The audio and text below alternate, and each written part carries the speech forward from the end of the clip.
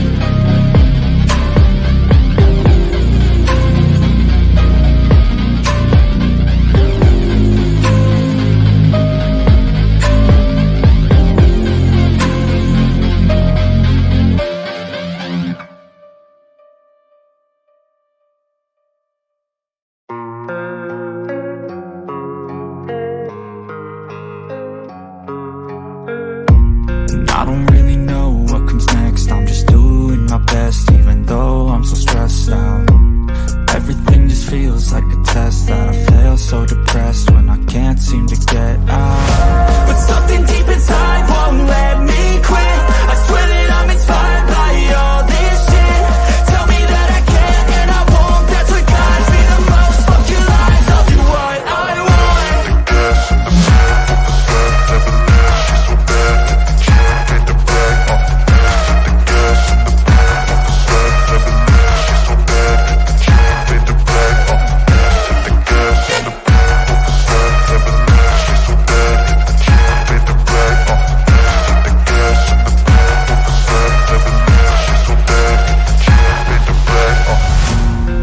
By thirst, I'm inspired by worth. I desire your worst, so you can just hide while I work.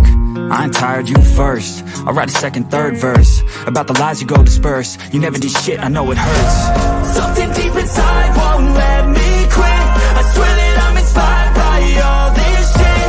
Tell me that I can and I won't. That's what guides me the most. Fuck your lies, I'll do what I want. The gas in the back, never left. She's so bad.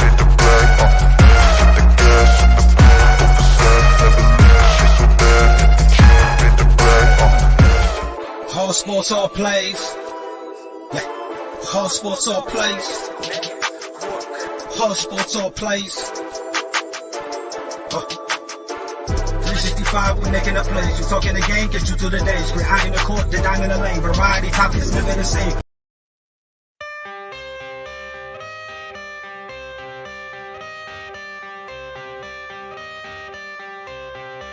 I got the cash in the bag, stadium packed. Born a rock star in this life, gon' live it up on the attack. Baby, I'm bad, I just wanna get caught up. All sports, all plays. Yeah.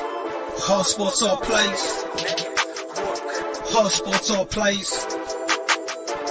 365, we're making up plays. You talking the game, get you through the days. We're high in the court, the dime in the lane. Variety, topics, living the same. All presentation, sports information. In the airways, taking the nation. All sport, all plays, they work in your faces. Grace at the field, so tie the laces.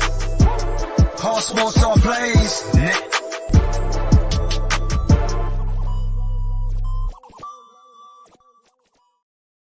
Good morning to all our all sports, all plays college football breakdown.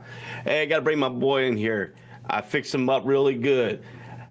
The Who's to Blame podcast. I got the host of that show, Mr. Dre Montez. Good morning, Dre. How you doing this morning? What's going on, Ray? How you doing this morning? I'm doing good, man. Happy belated Veterans Day to you. Yeah, happy late Veterans Day to you too. See, I told you I fixed you up real good there. Yeah, I appreciate that, man. I really do appreciate that.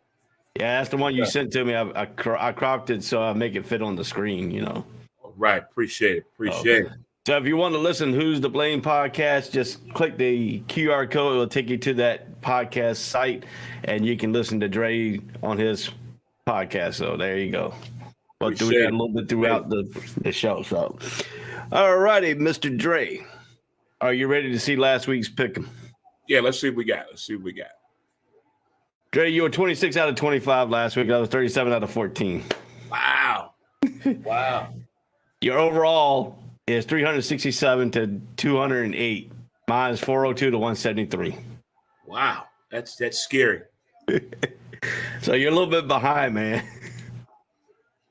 You're telling me. So, yeah, let's get some this out of the way here. If you like all sports, all plays network, send us some stars, help make content, help this show out, help all the shows on the all sports, all plays network. If you're on Facebook, send us some stars, and you could contribute to this network if you like it. So, hey, get that out of the way. Put the banners up here. So, Dre, what you been doing, man? How was your weekend? Welcome to the show. I had a good week, man. Had a really good week. Getting prepared for, Veterans Day. I want to thank Applebee's and White Castles. Thank you. They hooked us up yesterday. They did a real good job. Didn't get a chance to go to as many places I wanted to, but, when you don't drive anymore, you got to depend on other people. And with inclement weather, I did the best I could do. So it was pretty cool. Pretty cool. Yeah, sometimes you got to do what you got to do. We had bad weather. It was good. It was good. Yeah, we had bad weather here, so we ventured out on Thursday during the winds and stuff like that. Went to our favorite restaurant called Terry's here in Jacksonville, a little breakfast joint that we always visit, me, my wife, and the kids. So we went out to breakfast on Thursday. Really did too much on Friday. I worked on all our graphics that we're going to have on this show tonight. Took me about 5 hours to get them all worked out. So we got some graphics for you when we do our college football segment. We got a little snow yesterday too. Oh, did you? Yeah. Yeah, we don't get snow here. Little white powder on the ground out there this morning. All righty, Dre, the first question for you today is, who is your Heisman Memorial Trophy so far this season? Oh, man, that's a good one, man. I like Stetson Bennett. I like CJ. I also like Deion's kid. I like him as well, too. Those are like my top three, but they're still not Heisman. We haven't had a true Heisman in a long time. Nobody flies off the paper at the graphics, none of that. It's been some great college football players the past few years. It's some good players this year, but there's no real top dominant guy. Now, statistically, yeah, you're going to find a hidden gem here and there. But for us, just talent, that speaks Heisman. I really have not seen a front runner. I thought I would see a lot more the past few weeks, but we did not. So hopefully today we'll see a little bit more of these Heisman hopefuls here coming forward. Yeah, and now we talk about the Heisman. We know the Heisman supposed to go to that most outstanding player in college football. Has the Heisman Trophy turned into a hype award now? Who's got the better hype gets the award? That's what I think it's been the past few years. Like I said, the Heisman supposed to be that one that everybody is talking about. Not just did you see the play. I'm talking week after week. We're talking about this one particular player. We haven't had that in a long, long time. I mean, Heisman supposed to be that one standout player the entire season. And we haven't had that one standout player. It's been guys that show up this week. We want to blame the team. We want to blame the weather. But our Heisman hopeful does not have excuses on their performance. Now, we're looking at the Heisman. I know Drake May is in the University of North Carolina quarterback. I know some people say he hasn't played anybody so far this year. The toughest part of their schedule is coming up today. They play Wake Forest at Wake Forest. We'll get to the breakdown of that game. But what is your realistic looking out for a Heisman that comes out of a school that doesn't really play anybody, but he has better stats numbers than everybody? So that's an overused and overlooked hit and stat. We always want to blame the schedule or we want to blame the kid. We can't have it both ways. Now, if he goes through the ACC and be dominant and also goes to the ACC, their championship, who they play, the MEAC now or something like that? Yeah, they played Florida A&M and all them. Yeah. So now you got to have that. There's no way to do like the NBA to do a flex game. We can just flex the schedule to get that dominant game they need to get them over the hump. Because the same thing happened to Lamar Action Jackson when he was at Louisville. You know, they were looking for that matchup to see if that Heisman is even there. Right. And unfortunately, you can't do nothing about that. All I can say is just put up those numbers. I mean, do what the guys did at Houston all those years that were putting up 5,000 yards passing for 65 touchdowns in the season. You keep doing that, it's going to get somebody on that radar to say, hey, look at what this kid here is doing. But I don't want to punish the kid for playing at a subpar schedule. Is he winning the game? Is he winning the game in dominant fashion? Now, if they're barely winning games 17-14, I don't think that's a Heisman worthy conversation then. But if there's complete dominance, I'm talking 21 plus each and every week, and there's 300 plus, there's good decision with the ball, you can get in that conversation. Yeah, true. So, I mean, that's that. All right, so do you agree or disagree with the second college playoff ranking that was released on Tuesday evening? Refresh my memory on that one. Refresh your memory on the rankings? From Tuesday. Is it still the same? No. The rankings are number 1, Georgia, number 2, Ohio State, number 3, Michigan, number 4, TCU, number 5 is Tennessee, number 6 is Oregon, number 7 is LSU, number 8 is USC, number 9, Alabama, number 10 is Clemson. Ole Miss comes in at number 11, number 12, UCLA, number 13, Utah, number 14, Penn State, number 15, North Carolina, number 16, North Carolina State, number 17, Tulane Green Waves, number 18, Texas, number 19 is Kansas State, number 20 is Notre Dame, number 21 is Illinois, number 22 is UCF, number 23 is Florida State, number 24 is Kentucky, and number 25 is Washington. I think the only thing that's giving everybody problems is that TCU and that Michigan. And maybe a little people, depending on where you at in the U.S. on that Tennessee slot. That's can probably be the only thing that's probably shaking things up right there. I think TCU should be a lot higher. But everybody's waiting. Everybody's waiting to see if they're going to fall today. Yeah, they got the big game against Texas. We're going to break that game down here soon. So yeah. So right now everything is according to the scope that you like. Or any hiccups besides the TCU and the Michigan and Tennessee? How about Oregon? Oregon's only loss came to Georgia. If Oregon keeps winning out and Georgia keeps winning, that makes it look good for Oregon to jump into the playoffs.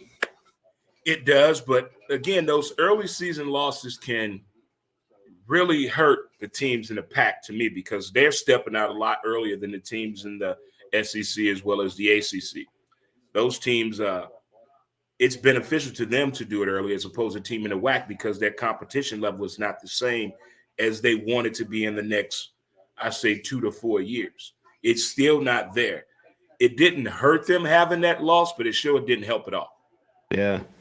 Now, this will be the first college playoffs ranking that the ACC doesn't have anybody in the top 4 or making the top 4 in the college playoffs. So the ACC's coordinator going to be out because Clemson's was the only hope, and they lost to Notre Dame last week. Were you surprised at that Clemson and Notre Dame game? I was very surprised. It's like when Clemson played Syracuse, I thought more it was on the Cuse than it was Clemson being more dominant than it. Oh, no, that was Clemson. No, that was Syracuse and Notre Dame, right? No, Notre Dame started the game with a pick. No, Notre Dame and Clemson. Notre Dame and Clemson. Okay. Yep. Yeah, Notre Dame and Clemson. No, one of them played Syracuse a couple of weeks ago. That was Clemson. Clemson. Okay. Yep. Clemson in that game, I thought it was more of a mistake on Cuse than Clemson's defense. And by the time Clemson defense woke up, the game was already over with. So I don't really think the defense really was that impactful in the Syracuse game. It was more of a taking advantage of a couple of bad plays, other than the defense making him make those bad plays. Now, when they played Notre Dame, the defense kind of disappeared on me. But I was surprised the way that Notre Dame, the Golden Domers, did not give up. They kept fighting the whole game. Right. So, I mean, that win puts Notre Dame into the top 25 for the first time this season. Notre Dame is right now, as beginning the season awful. They now have a little bit of a respectable number of 6-3 wins, and ranked number 20th in the college playoff rankings. How about the Alabama LSU game last week?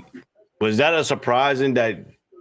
Did you know that Brian Kelly was going to go for that 2-point conversion at the end, the overtime to win it, instead of tying it up and going into another overtime? Didn't he do that earlier this year on a 2-point conversion and it backfired in his favor? It didn't go the way as planned. So he kind of gambled with it again. And again, he had nothing to lose with that self-imposed penalty, the fake accent, losing recruit, the horrible dancing video. The man has nothing to lose. And he took advantage of a situation, and it worked out in his favor. I don't think he would do that again. I don't think he'll replay that moment again. He literally took a gamble because early in the year, they lost the game on that same scenario. Yeah. Now, I've seen some reports that came out that Nick Saban was kind of like, hi, he took the loss kind of hard. His daughter had to come out and tell the Alabama fans, don't wish what you don't want to wish for.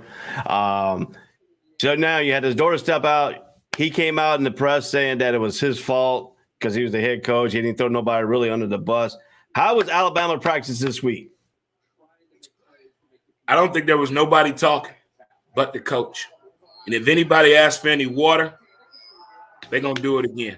I bet there was no cameras, no video footage due to NCAA rules and regulations, but I think they probably had one of the toughest practices they done had in quite some time.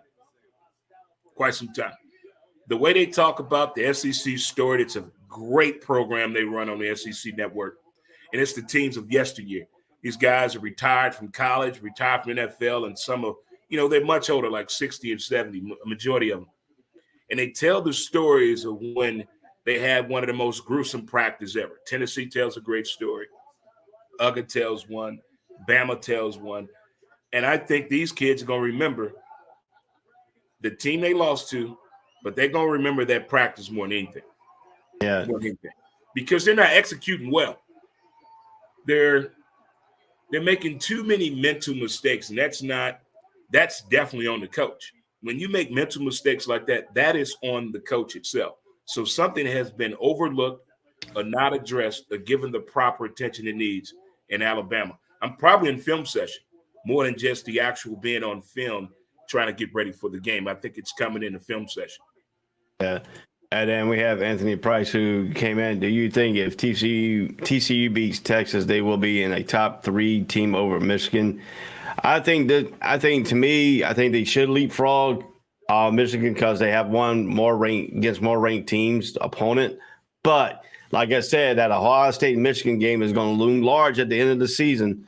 Who's going to get in this college playoffs? Because TCU could be right there, and if Michigan does falter, TCU could jump up to that number 3 spot, or they could leapfrog them. I mean, we don't know how this committee is voting right now, because right now their scenario is kind of outplayed, because everybody was hoping Alabama will stick around at number 6 so they can jump back into that thing. That did not happen because of the loss against LSU.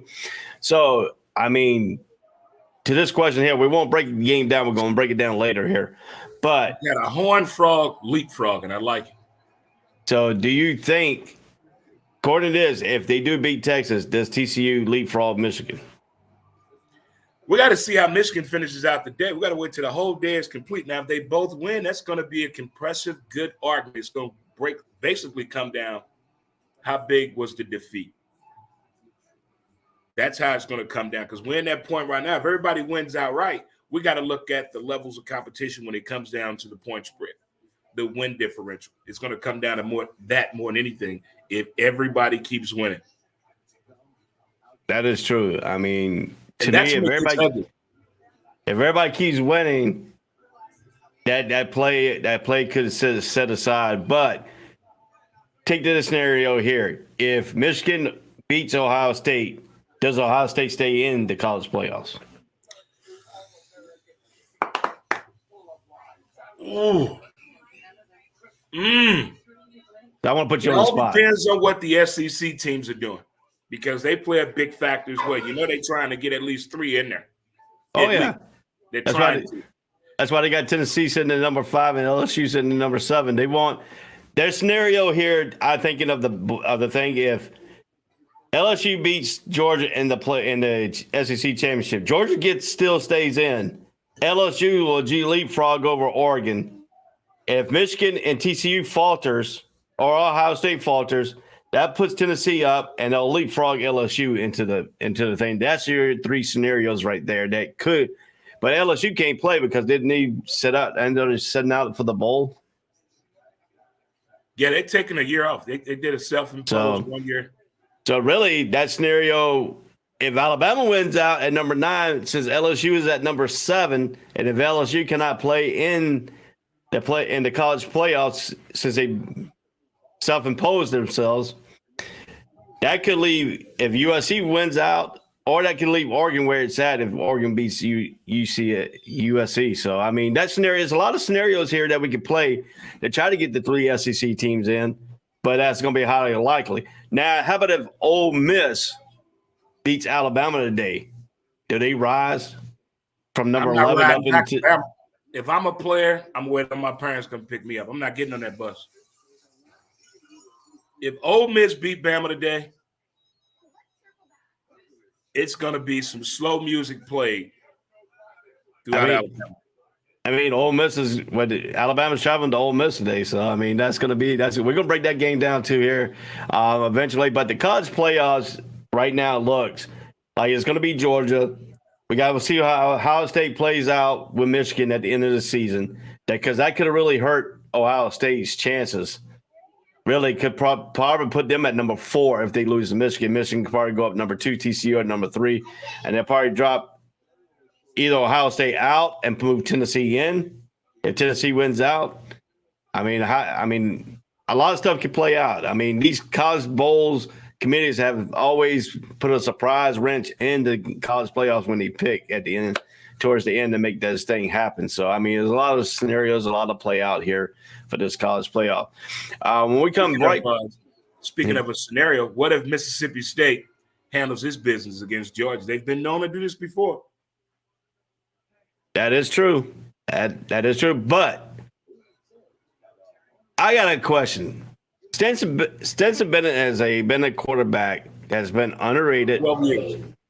And has really walking in a movie script. Somebody handing him a script saying, you're going to be this quarterback, you're going to go all over this place, but you're going to come back to Georgia and you're going to be a superstar. That's the Southern story, what he's living. All he's missing is the girl named Becky or Sarah, and that's the movie. Straight to Hallmark. All right, so we talk about the Heisman Trophy. Does Stetson Bennett deserves to be in that conversation or at the top of that Heisman Trophy. Since the way he walked through college football, and now he has dominated the last 2 years. Other season, Georgia wins the first championship since 1980. Now, if he wins the SEC, because Georgia hasn't won the SEC in 18 years? Now since the last SEC championship. That's the only thing he's missing. He's a front runner. Because that's more of a team. Georgia is a team. I mean, the defense is more than the offense, but he's not the type of offensive threat where if the defense doesn't show up, can Uga win the game? They haven't been in that situation yet. They haven't been in that situation since he's been in college, period. But other Heisman hopefuls and winners that have played the quarterback position have always been in a position to take over the game. Can Stetson Bennett take over a game without the defense? And that sounds like we're punishing the kid for being on a good defensive sound team. All right, I'll take it a step further here, Anthony. One team that don't get love is my Oregon Ducks. I mean, Oregon has done their job. They took a blowout loss to Georgia, which I understand because in the first game of the season we didn't know how Bo Nix was going to play out. Bo Nix has turned out to be a fantastic pickup for Oregon here in the last several 4 or 5 weeks. But that Oregon team still has to go out and beat Utah. That's the standard point for Oregon. Oregon has to beat Utah. I mean, last year, how many times did they lose to Utah? Twice in one season? Oregon has to find a way to beat Utah, and that's going to be the question if they keep going. And I think Bo Nix could be that answer on that play. Don't want to seem like a dead horse, but Georgia might repeat. It could be a possibility, but Georgia's got to finish out their thing, and they got to go up against Mike Leach today. So Mike Leach is psychologically, something else. So that's another thing too. But to get to my point about Stetson Bennett here, if he does win the Heisman, now we definitely know this could be if he wins the SEC championship, repeat as a national champion. Because the only thing they haven't won in Georgia is the SEC championship. I think the last time they won it was 18 years ago. So if he wins that and he does win the Heisman, we have a movie script already written for him. I haven't seen his girlfriend yet, his mom, his sister, or his aunt. I need to see those people to see if we can really put this to Hollywood. They got to look the part. Look the part. I was at the Florida-Georgia game. When Georgia, I was sitting on the Georgia side because I didn't want to sit on the Florida side because those people are like they turn up another animal when they lose. But anyway, I was sitting beside a guy who is from Stetson Bennett's hometown of Blackshear, Georgia. Yes, I've been to Blackshear, Georgia. It's a small town. His family grew up on the same street. Actually, his father lives right beside Stetson Bennett's family. He is a hometown hero in Blackshear, Georgia. Now, if he writes his movie script, that is going to be a hellacious movie to go watch. Will you go watch that if he does turn his life into a movie? If Patrick Swayze was still alive to play his dad, of course.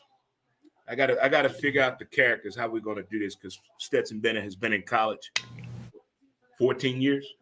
14 years. Yeah, so. Yeah, I mean, it's all set up for this kid to do the right thing, to ride off into the sunset, but I just cannot give him the Heisman based on if. He needs to do more as a quarterback because Georgia is a team right now. They're playing team ball. I don't want to knock that. I love the team ball concept that they're playing.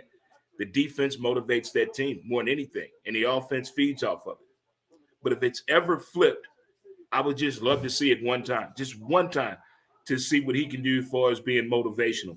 He's hyped after the defense does something and he comes in and score within 4 plays. He's hyped off of that, but I want to see a different type of hypeness where I did this. This me. Need to see that. But he's not that guy. He's not that guy. Yeah, we got some of the formalities out. When we come back, we're going to start breaking down some of the games, adding some of the graphics to this game pick'em. We're going to see if Dre can make a run back and get back into this college pick'em here on the All Sports All Plays College Breakdown Show. You're listening to us on the All Sports All Plays Network. We'll be right back after these messages. All sports, all plays. All sports, all plays. All sports, all plays. 365, we're making a plays. We're talking the game, get you through the days. We're high in the court, the dime in the lane. Variety, topics, living the same. All presentation, sports information. In the airways, taking the nation. All sport, all plays, like working your faces. Grace at the field, so tie the laces. All sports, all plays. All sports, all plays. Network. We on top of our game. All sports, all plays. All sports, all plays.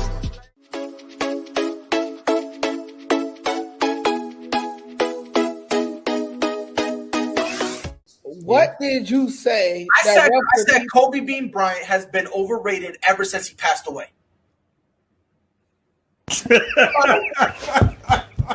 Now, I'd say they could lose about 4, but I don't see them losing 5. You know what I mean? All sports, all plays. All sports, all plays. All sports, all plays.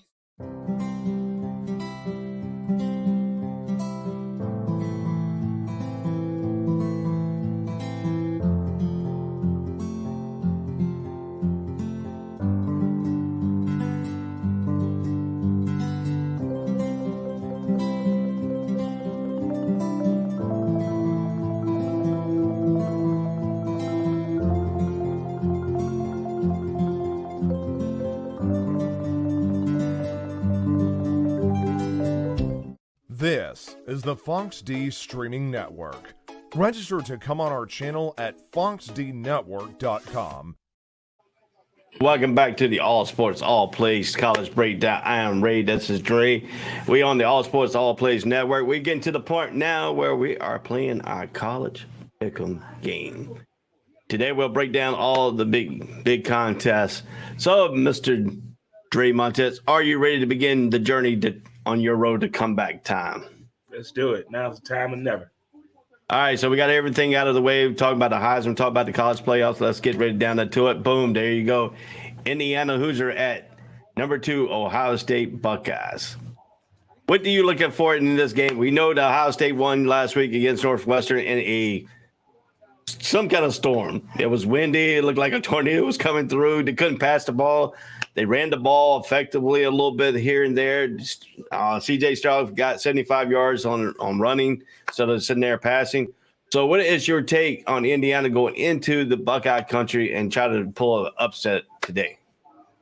I don't know if it's just me or not, or if it's the Ohio State University and the Buckeyes, but their slow starts, to me, are a problem. They start very, very, very slow, and someone needs to take advantage of that. The miscommunication, wind, inclement weather is part of college football. It's part of football. I can't use that as an excuse at all. And they in Ohio, they know bad weather is going to come in that part of the U.S. But the way they start games is like confusion. It's like they forgot they were going to play. They don't know what they just talked about in the locker room. People are moving for ill-advised reasons. The Wi-Fi is coming in bad. I mean, it's just horrible the way they have started games. Have you noticed that about them? Yeah, those slow starts and their running game, their line. I'm gonna tell you, I watched a college show the other day, and they were talking about this situation with Ohio State. Their offensive line is not a dominant offensive line. They don't dominate the line of scrimmage. Where you suppose most football games are won where the line of scrimmage. They don't dominate. They do more pass blocking than they do running. Now, the question is, if they cannot figure out how to dominate that offensive line and get a better running game, what teams look like start coming after C.J. Stroud and bringing more blitz package because they know they can stop their running attack. So how does Ohio State dominate the offensive line and get their running attack going? See, that's the thing.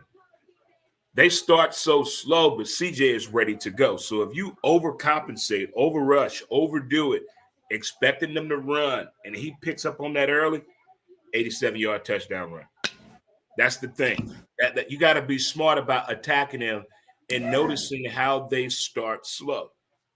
You got to know what to do and when to do it. If you're going to attack them defensively and you notice how subpar the offensive line is, it would make better sense to attack them on the outside more than anything because they're not going to run the ball.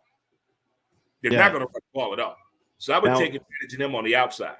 Now, when you talk about a running quarterback, you're talking about your defensive ends got to go up the field, and your defensive tackles got to get off their blocks to when the defensive ends are forcing him to escape down, going back towards the line of scrimmage. The defensive tackles got to be there to clean it up. So when that's how you take care of a running quarterback. But why does team? He's only a sophomore. Why does team don't disguise their defense and make him, because he cannot read the defense. We have seen that over time, that he just likes to take the ball, get back there, take this 5 or 6, 7 yard drop, and throw a freaking bomb at a wide receiver that's streaking. That's all he can read is that streaking wide receiver. Why doesn't team try to disguise their defense and come at him at a different angle to where he cannot read the defense and make him throw it some, disguise it where you can invite him to throw one pass to a person that is really not open, but he seems open? That's a great question. Tim Tebow elaborated a little bit more on that, on quarterback's decision at the college level. He made a statement about this last year. We at home are saying the same thing you just said. He can't read a defense. Why is he doing this? Why is he doing that? A lot of these coaches do not give the quarterback the leeway to change the play. No matter what, you do what I tell you to do. Go with the play I gave you. Go with the play I gave you. That's why sometimes we see the quarterback coach or the head coach go straight to that quarterback, whether it was progress or not on that play. They go right at him, pull their headset off and say, what happened out there? That's not the play I call.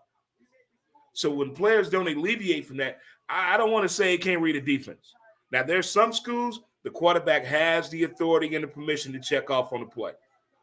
Those ones that have that high IQ, the ones they trust in. But for the other ones, I don't know. And I don't think that the Ohio State with a sophomore quarterback, I've never heard them talk about the lack of or high IQ of CJ sitting in a pocket, picking apart a defense. He's more as a tap, tap, run, tap, tap, throw. He's more one of those guys. It's more of a rhythm with him.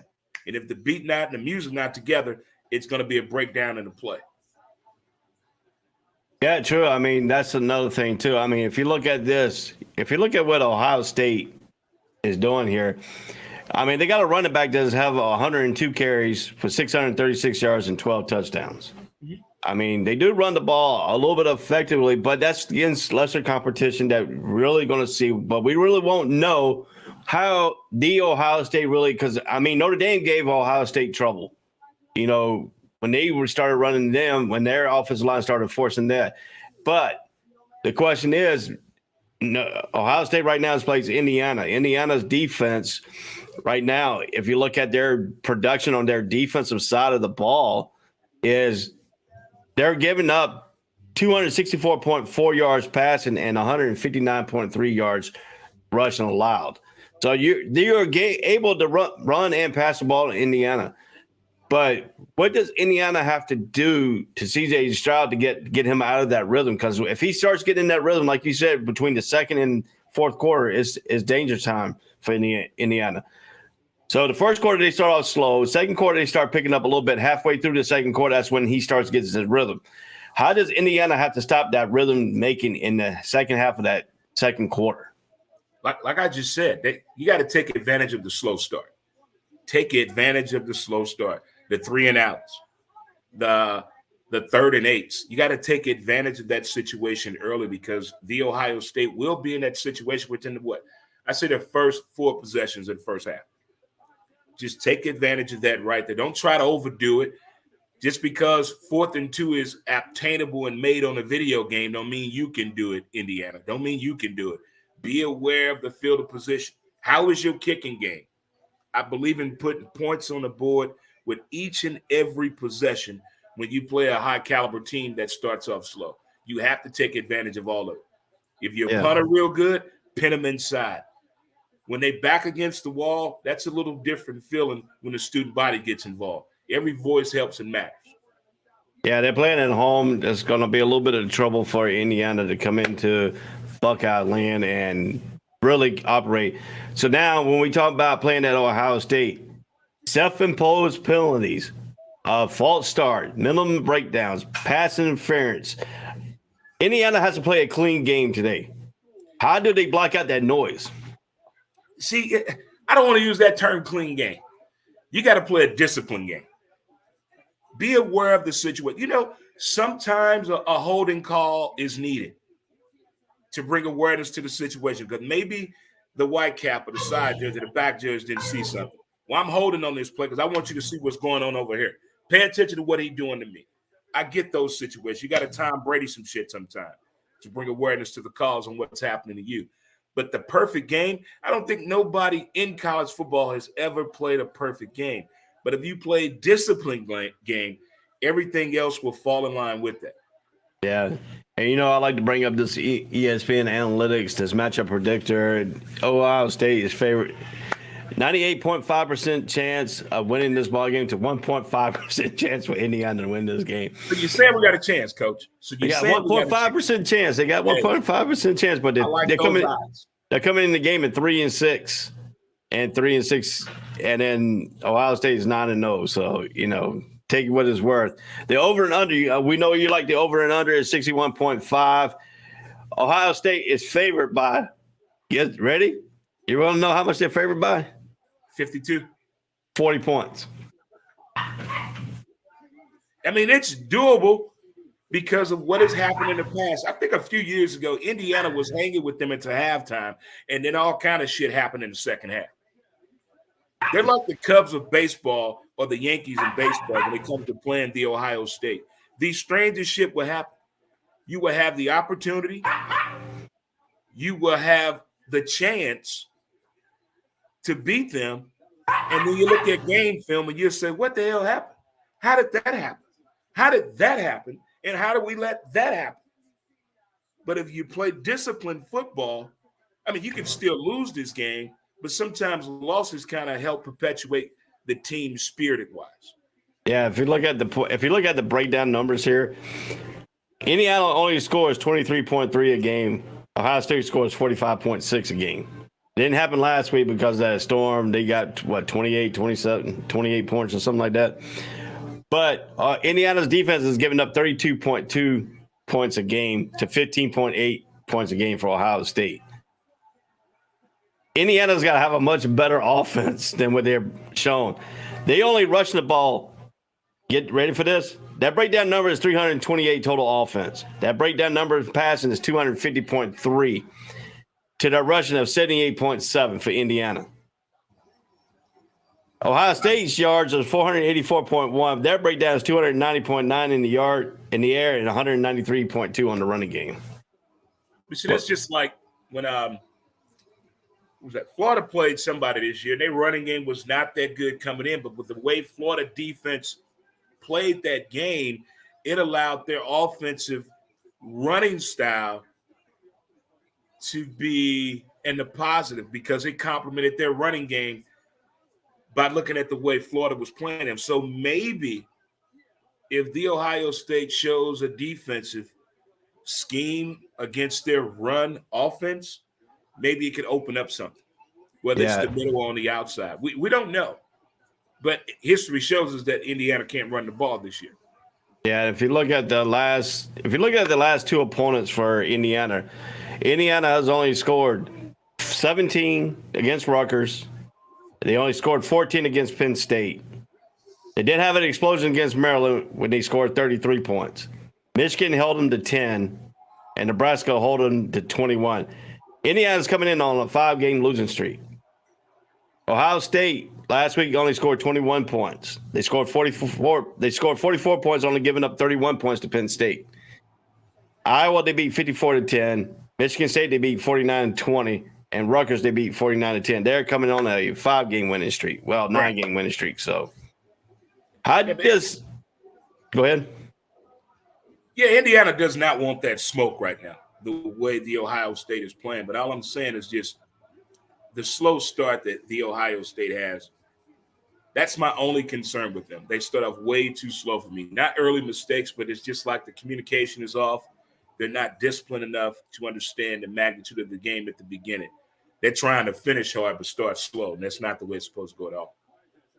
Now, so who do you got winning this ball game? Let's pick I the got winner. the Ohio State winning this game. I do too. I got Ohio State winning this game. So you're not picking up a game on this first game. No, not picking up shit right there at all.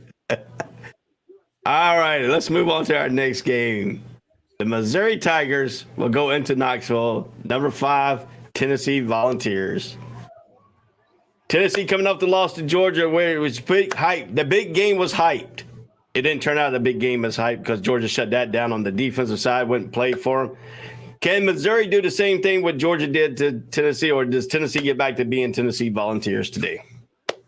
If we could do what Kirby did when they said in the media down there that Kirby Smart was arrested for assaulting a hooker, meaning Herman Hooker, the quarterback, maybe we can get a hooker arrested in Columbia today, meaning what the Mizzou football Tigers can do. But they're another team. The way Mizzou starts games, I'm confused. It's like they wait to the third quarter to figure out, okay, we need to get the ball to Luther. The quarterback down there, I don't know what's going on with him. It's like he's throwing the ball ambidextrously at the same time. He's using both arms at the same time on the plays, it looked like to me. Mizzou starts off crazy and weird, and I don't know what's going on with that program, but they've been in each and every game. I think they've only been blown out one time this year. One time. Now, Tennessee, on the other hand, I want to see how they're going to deal with that loss, the way they lost, and who they lost to. I want to see what's going to be the makeup right there. How are we going to rebound from this? That also gives you a different pedigree on how champions get over those early stumbles. And this was an early stumble for Tennessee because the hype was on them. Bama's already out of contention, according to everybody else. So this here was the fight everybody wanted to see. And they got 1-2 knocked out real quick in that game. It's like they were waiting to see how good Georgia was. They were letting them play, and by the time they wanted to play, it was too late. If they start fast against Mizzou, this could be a long day down in Columbia. But if Mizzou goes out there and play, welcome to the SEC when they won the son of a bitch when they first came in, and the quarterback can figure out what he wants to do and get the ball to Luther Burden, this could be an upset again on a Saturday. M-I-Z-Z-O-U. Yeah, if you look at this ball game right now and Tennessee has to get that high flying offense going. They didn't do it last week. They did it, certain spots, but they waited to the last minute to get that one touchdown that Georgia allowed them to have. Basically, Georgia really allowed them to have because they played soft coverage. So if you look at this game here, you can talk about Missouri and how they get that late start and wait till the second half really to play their football game. Is that a coaching knock, or is that the players not executing the game plan that was set up for them? Say that one more time. If the slow start that Missouri plays, they wait till the third or fourth quarter to play the game, to try to get back in the game, but they're down a little bit here. Is that coaching, or is that the player not executing the coaching plan? I think it goes both ways on that. It goes, especially at the collegiate level, because communication is off key, as we know. We've heard from coaches. We've heard from players. Something can get misconstrued when you're looking over there to try to figure out what's going on. But you also know the play. You know the play. So that's what the issues come at with me, especially the early parts of the game. You've done this over and over again in practice. Now it's in a game situation. You see the coverage we've talked about, and now you can't get to that point and that mark. Why? And those are in-game things that need to be handled. In-game. Yeah, I mean, if you look at that too, but if you look at some of the stuff that Missouri has gone through, and when they have played some of their football games and stuff like that, these analytics and these predictors and stuff like that, they're only giving them like 7.2% chance of winning the game to 92.8% chance of Tennessee, but they're playing in Knoxville, a big crowd and stuff like that. How do you knock out the Knoxville crowd as Missouri goes into their huddles on offense? You can't. You can't knock out 100,000 people. You can't just rooting for one team. It's impossible to do that. You got to go in there focus. That's hostile territory. Coming off of what happened to them last week, Yeah, they're going to be a little riled up. That's nothing none of these teams in the SEC are not accustomed to when it comes to going into hostile territories. You, as a Carolina fan, you know what this is. You know what that noise is about. And when you can overcome that, putting points on the board, playing disciplined defense, and keeping the emotions with the team and don't pay attention to the checkerboard people, it could be a close game. And I think Mizzou has the opportunity and chance to do something special. Yeah. As people, comments on these shows and stuff like that, I do have my own personal – I feel good about myself because I have my own personal stalker on here right now. I'm going to take you back and let you look at some of my stalkers here. This when you're getting big time when you have a stalker on here. Here you go. Here's all my stalker right here. Malik Williams is my stalker. He sits at home in his mama's basement and writes these comments here. I'm going to go down. This is my stalker now. This is how famous I got. I got a stalker now. Here you go. Look. Here you go. I got my own personal stalker now. It started last night. So, on my Jaguar Nation. See, I got my own stalker right here. Look at that. Look at that, man. I got to feel good about myself because I got my own personal stalker. I can't go nowhere now. I'm becoming a celebrity on here on the All Sports All Plays Network. Look, I'm making the guy famous. I'm making this guy famous. He sits in his mom's basement and sits there and goes and comments it right here. Look at that. I got my own personal stalker right here. See, he even makes his own clown face. Look, man, look at that. Look at that. You're stalking me, dude. Look. And then he talks about my dead mama. Look at that. Your mama can't afford to send you to school, my guy. My mom never sent me to school. I joined the military to get my payment to school. I made my own way to school. So, you don't know nothing about me. So you want to go ahead and talk about my mama? Go ahead. My mom's dead. Get to you, Ray. Walk it off, Ray. Focus. But I got my own personal stalker. He really can't say nothing because all he does is sit here and things. So. But anyway, we know you like the over and under. 57 points is the over and under in this game. Is this a good time for you to bet on this ball game? It's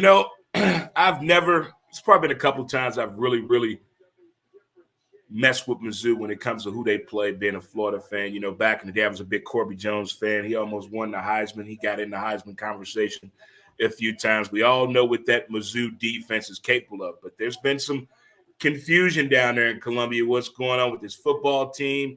Do they got the right coach? They got the right quarterback? These players, they coming in and out. The transfer portal has been working in their favor. I just want Mizzou to wake up and play and execute this game in the first quarter the way they should. And I got Mizzou winning this game. I got an upset coming right here. I got Mizzou, and I'm taking the over. I got Mizzou winning this game in the over. Straight up. All right, dude. You want a clown? Here you go. I don't care. I can be a clown all you want to, buddy. You want to be a clown? You want to call me a clown? Go ahead. I got all kinds of hats. I got all kinds of clown hats you want. Even my boy, man, I can even look like Drake, There you go, Drake. I can even look like you, man. So you want to go with it? Go ahead. Now he can't tell us apart. There you go. Just keep going. Now he can't tell us apart. But yeah, you taking Missouri in this game? I'm taking Missouri, man. Taking Mizzou. I want to see the pedigree. I want to see what Herndon Hooker has in him. I want to see what I've seen him do. And I watched that game last week with my good buddy Cassie Joe. I saw that. I saw everything that he's done this year. Now I want to see what's next. What's going to be? Show me how you get over the hump now. Show me how you motor your guys and get your guys going, considering what happened last week. Because, a lot of announcers going to say, let's see how Tennessee gets over what happened last week. Whole lot of last week talk is going to come in there. Whole lot of last week talk. I mean, if you look at it, Tennessee's averaging 45.3 a game and giving up only 21.7. But they gave up 27 last week to Georgia and only scored 13 themselves.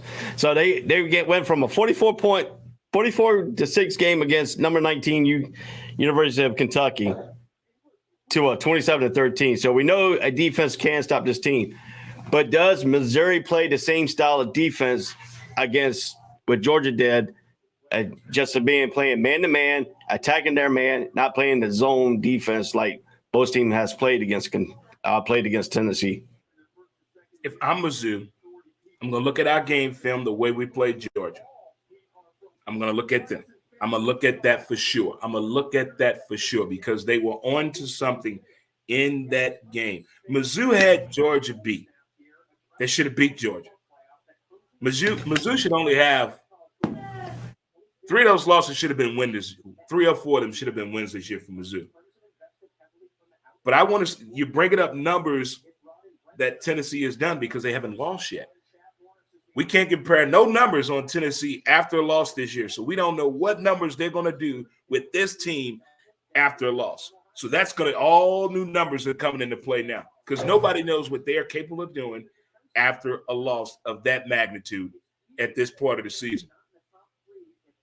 Yeah, I mean that's a good point too. We don't have no data on that. This will be the first game coming off a loss for Tennessee, but they're playing at home. They're playing in Knoxville. I got Tennessee. I got Tennessee winning the game. So this could be a chance for you to pick up on me right here. This could be one game pickup on you. I tell you what, we always see people storming the field. I would love to see the opposing team storm Neyland Stadium. That's 106,000 strong. What we got? 2,000 people from Mizzou making the trip. Storm the motherfucking field. Run on there. Get them. I would like to see. I never seen a opposing team storm a field in a college football game. I would like to see that myself, and then them taking the goalpost out and throwing it in the rubber. No, they gonna lock our ass up. We do that, but they gonna lock our ass up. Over here, buddy. Get out. No, where you going, son? Where you going? License registration. Oh, we can't do that. But if we play disciplined football, that's the key word today, disciplined football. Everybody need to do that. Start off strong.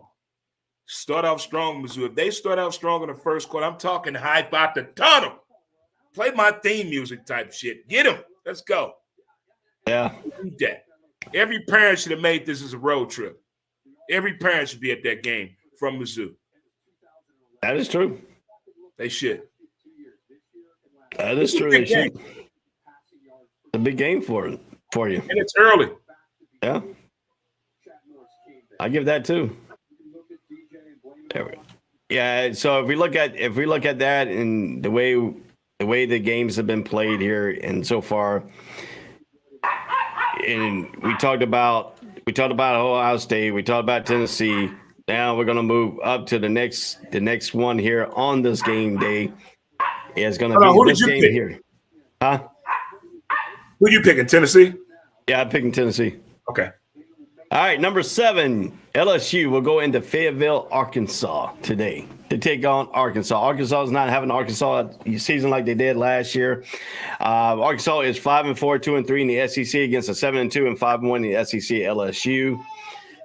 LSU, they say they drive their own destiny in the SEC West because they have the tiebreaker over Alabama. They have a tiebreaker over Ole Miss because they beat those two teams this year.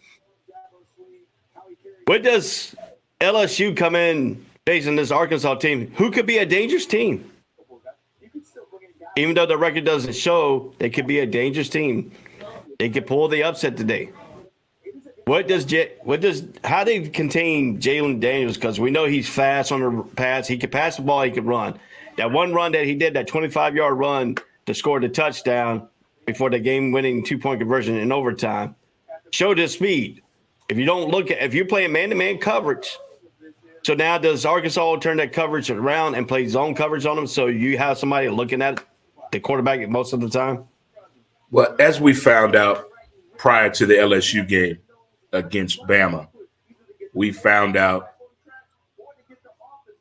that a lot of players are going to get a little bit more time with LSU who have some speed that no one is going to believe. So that's going to be a lot of fun to watch as they're going to start getting the healthier guys out there who missed the early part of the season due to contact detrimental to the team and injury. But LSU is very, very, very fast on both sides of the ball. And I think Mr. Kelly has figured that out. I think the past 2 weeks he's really gotten to know his team, not just before the season, but like really now figuring out how to utilize these guys at their top and peak performance on the football field. He figured that out with that team. And I think now they're all buying into this. But on the other hand, Arkansas and Mississippi State are in dangerous positions today. They could shake up the whole college football situation and get these people on the committee into a fucking fist fight trying to figure this thing out. And that's what I want to happen. I want conduct detrimental to the team with the selection committee trying to figure this thing out. You said it right at the beginning of it, so picking these two teams here. Arkansas has not been the same team we thought they were, what the expectations were. I don't know what happened with Arkansas this year, because coming in, they had all the smoke on them being a good team in the SEC. In the right part of the SEC, the schedule is in their favor to me, not to be in a national championship conversation, but go to a decent bowl where you can draw some attraction as well as some recruits. But now it's to that point, what we going to do? We know we got that old cliche speech going on. Well, their record doesn't speak as quality as high as the team's talent. Well, damn, that proved me wrong. You got to do more than slow LSU down. You got to put LSU in an uncomfortable situation. Man, if you look at it, dude, Jaden Daniels come out of Arizona State, transferred over when before Herman left. He transferred that year. He transferred over. Brian Kelly picked him up, went to LSU. He has now became a SEC type quarterback. If you look at his passing, he's 187 out of 268 for 1,994 yards, 14 touchdowns, and 1 interception. But he also leads the team in rushing for 131 carries, 619 yards, and 10 touchdowns. So he has 24 touchdowns combined with his 10 rushing and his passing. But if you look on the other hand of Arkansas, their quarterback, K. Jefferson, 148 out of 222, 1,981 yards, 17 touchdowns, 3 interceptions. But they also have a running back who has 173 carries, 1,101 yards for 7 touchdowns. So my question is, you have Neighbors, who leads wide receiver for LSU, 42 receptions, 504 yards, 1 touchdown, to Landers, 35 receptions, 594 yards, and 3 touchdowns. So if you look at those stats, Arkansas has a team on the offense that can handle whatever LSU's defense is throwing at them. But the problem is LSU's defense dominates the offensive line more than any other teams I have seen so far this season. So how do you – and then they got the tight end, the freshman tight end. Jason Taylor's son has now came into a forefront with that game-winning catch on the 2-point conversion. How do you stop the tight end? Because he's been a mismatch in few games this season besides the FSU game when they lost to FSU. First of all, when the hell Jason Taylor's son get that old? That's another question we got to get to. Because I saw that boy when he went in the Hall of Fame. How you get that old that fast? I got questions here. It's like soap opera kids. I like Jefferson, the quarterback at Arkansas, man. I like him. I like the way he look. I like his swag, everything about him. But there's something missing when it comes to them, the expectations on the offensive side of the ball.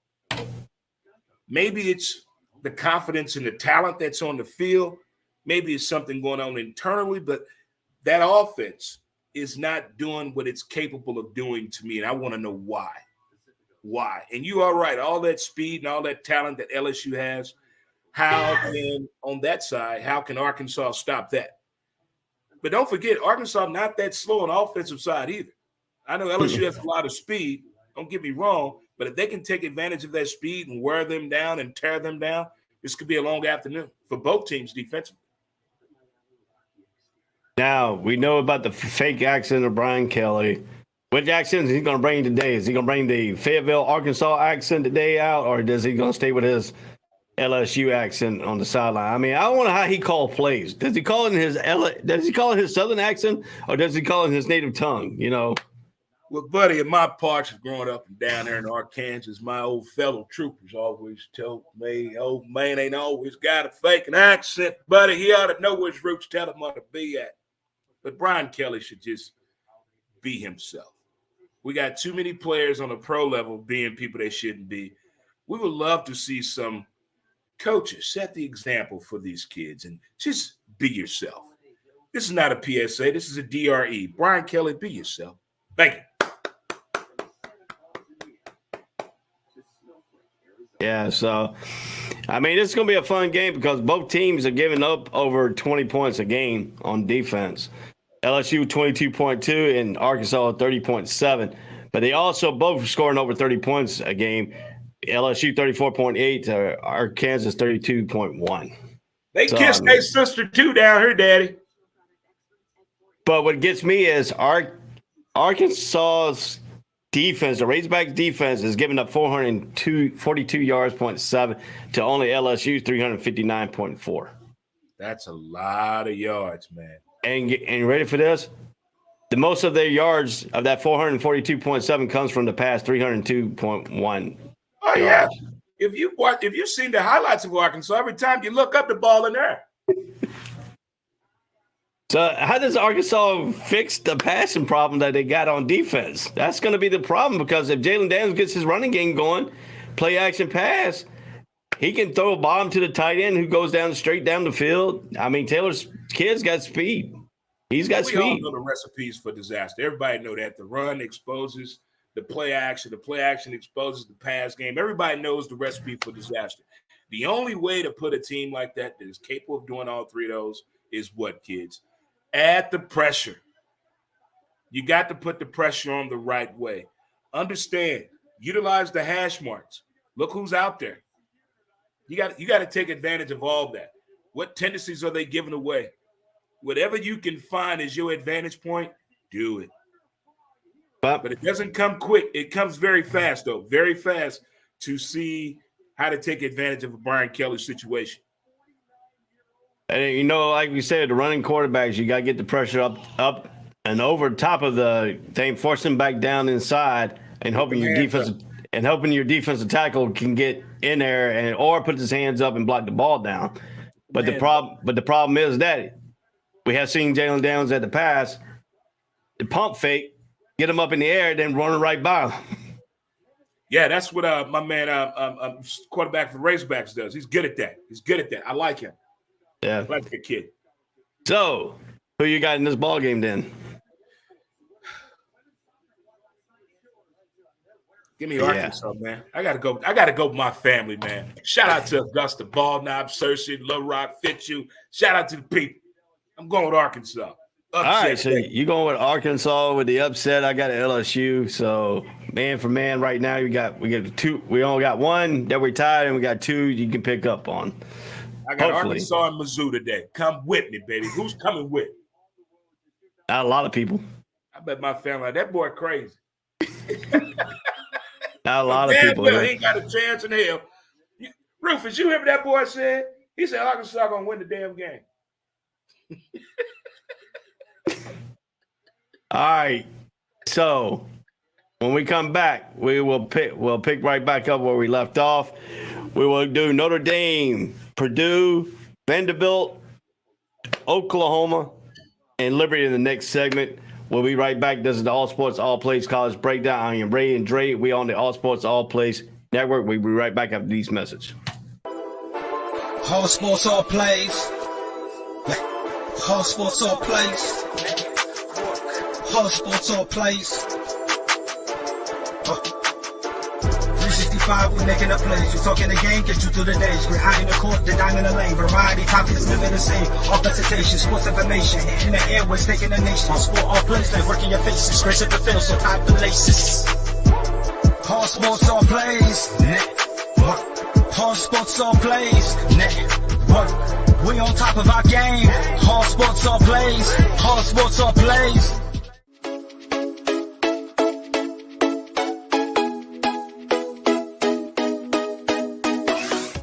What did you say? I said Kobe Bean Bryant has been overrated ever since he passed away.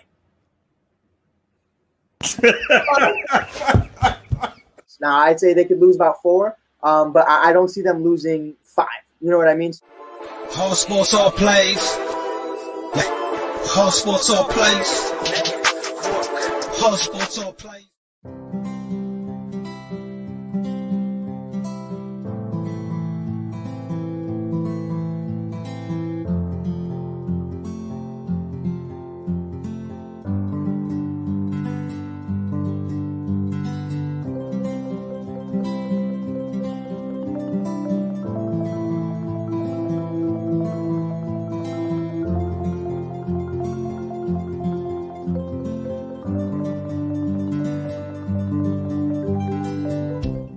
This is the Funks D Streaming Network.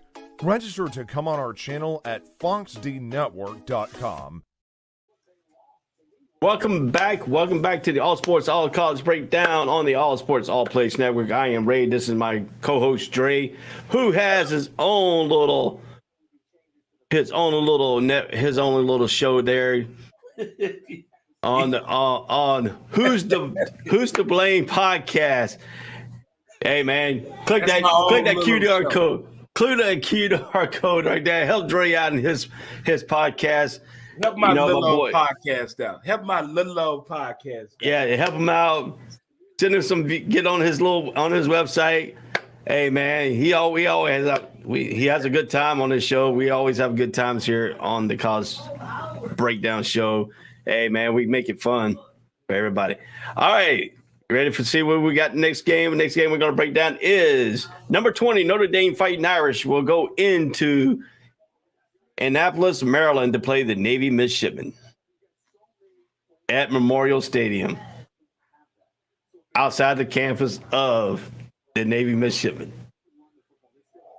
So for this, to honor our veterans, I will don my Navy veteran hat. We're both Navy guys. Yes, we do pick Navy midshipmen on this network here. We like the military. For all you veterans that we did not say Happy Veterans Day to yesterday, we are going to say it today. We will bring it live here on the All Sports All Places Network. Happy belated Veterans Day to all our military veterans, to our brothers and sisters. We salute you here on the All Sports All Places Network. So last night they had a basketball game on the Courier, Abraham Lincoln. Michigan State versus Gonzaga. That was a good game for Veterans Day. You cried? Man, I cried. I love seeing that shit, man. Love it. Yeah. So let's get to this right here. The Navy midshipmen, how will they be able to pull this upset against Notre Dame? We know they had in the past, they had some good success against Notre Dame in their history. The Navy midshipmen is the one that helped Notre Dame stay in business. We know that for a fact. Facts. I tell you what, I want to give props to the young sister girl, the young petty officer that sung the national anthem on the USS Abraham Lincoln yesterday. I mean, phenomenal. Phenomenal. I've been watching the Armed Forces Classic every year. I think yesterday was our 11th year doing the Armed Forces Classic. But, man, it was job well done, United States Navy. Job well done, everyone that had a hand on that, putting it together. Wow, incredible. And, yeah, you are right. Navy has definitely had a point and finger in Notre Dame in football, college football itself. The Navy midshipman football team is not where I want it to be right now in this matchup right here, but the history of this can probably motivate any school more than any sport in any school situation in sports. I think something like this can motivate a military school team. When they hear the history of this matchup, this here can get them motivated. It's like the Army-Navy game. It can get them motivated. This is one of those games you can go back to centuries ago and find something, some story, some player that you can relate to and find it some kind of way to motivate you.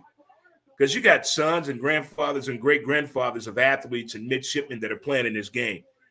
So it brings a little bit more things that true to heart, and it's happening Veterans Day weekend. Hello, America. Why not? Make it make sense, Daddy. I feel the Navy midshipmen are going to do something special today. In the days, I think the last time Navy beat Notre Dame, I think Lou Holtz was there.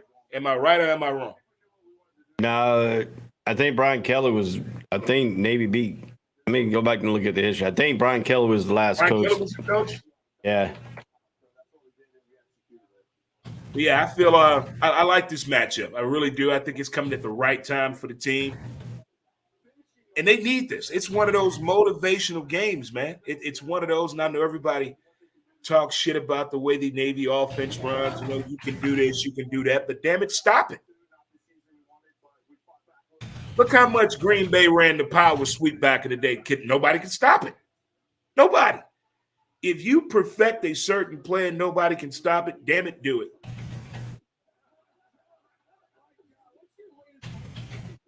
You probably are right. It was Brian Kelly. Let's see here. Kelly led Notre Dame 44-20 win over Western Michigan, but the next week they faced Navy and lost 35-17 to drop 4-4. What year was that? Let me see here, Brian. I don't know. They don't give the actual year. It was this 4-4. It dropped Notre Dame 4-4 that year. 2010. It was 2010 season. All right. Did you hear me? Yeah. 2010 season.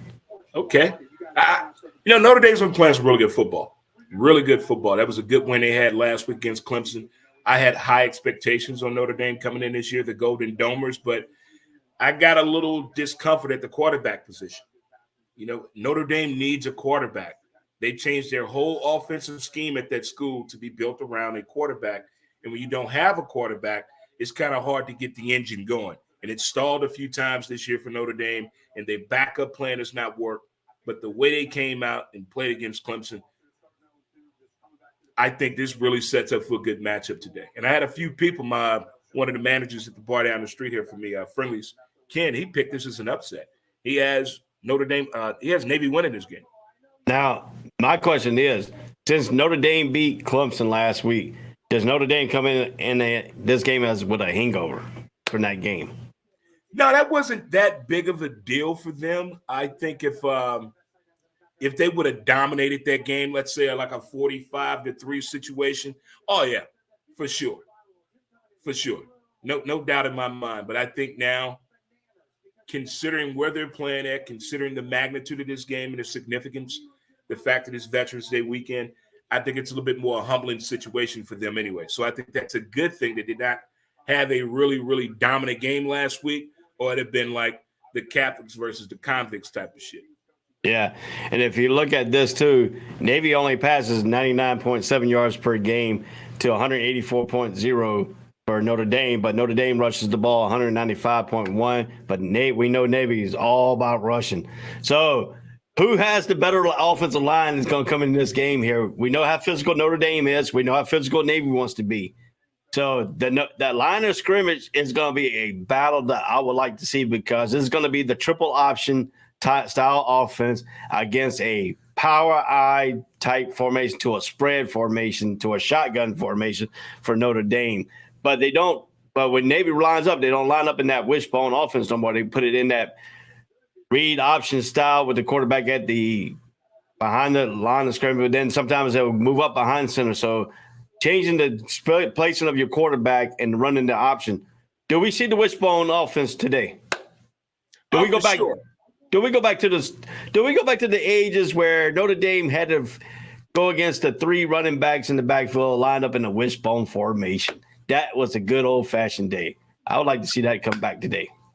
I can see that happening, but I do believe that Notre Dame has probably watched every piece of film on Notre Dame football when it comes to playing Navy.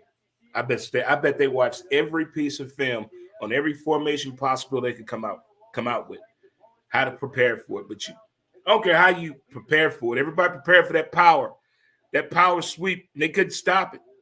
If everybody does the job well, hit their mark, you can't stop the play. There's no way possible to stop the play.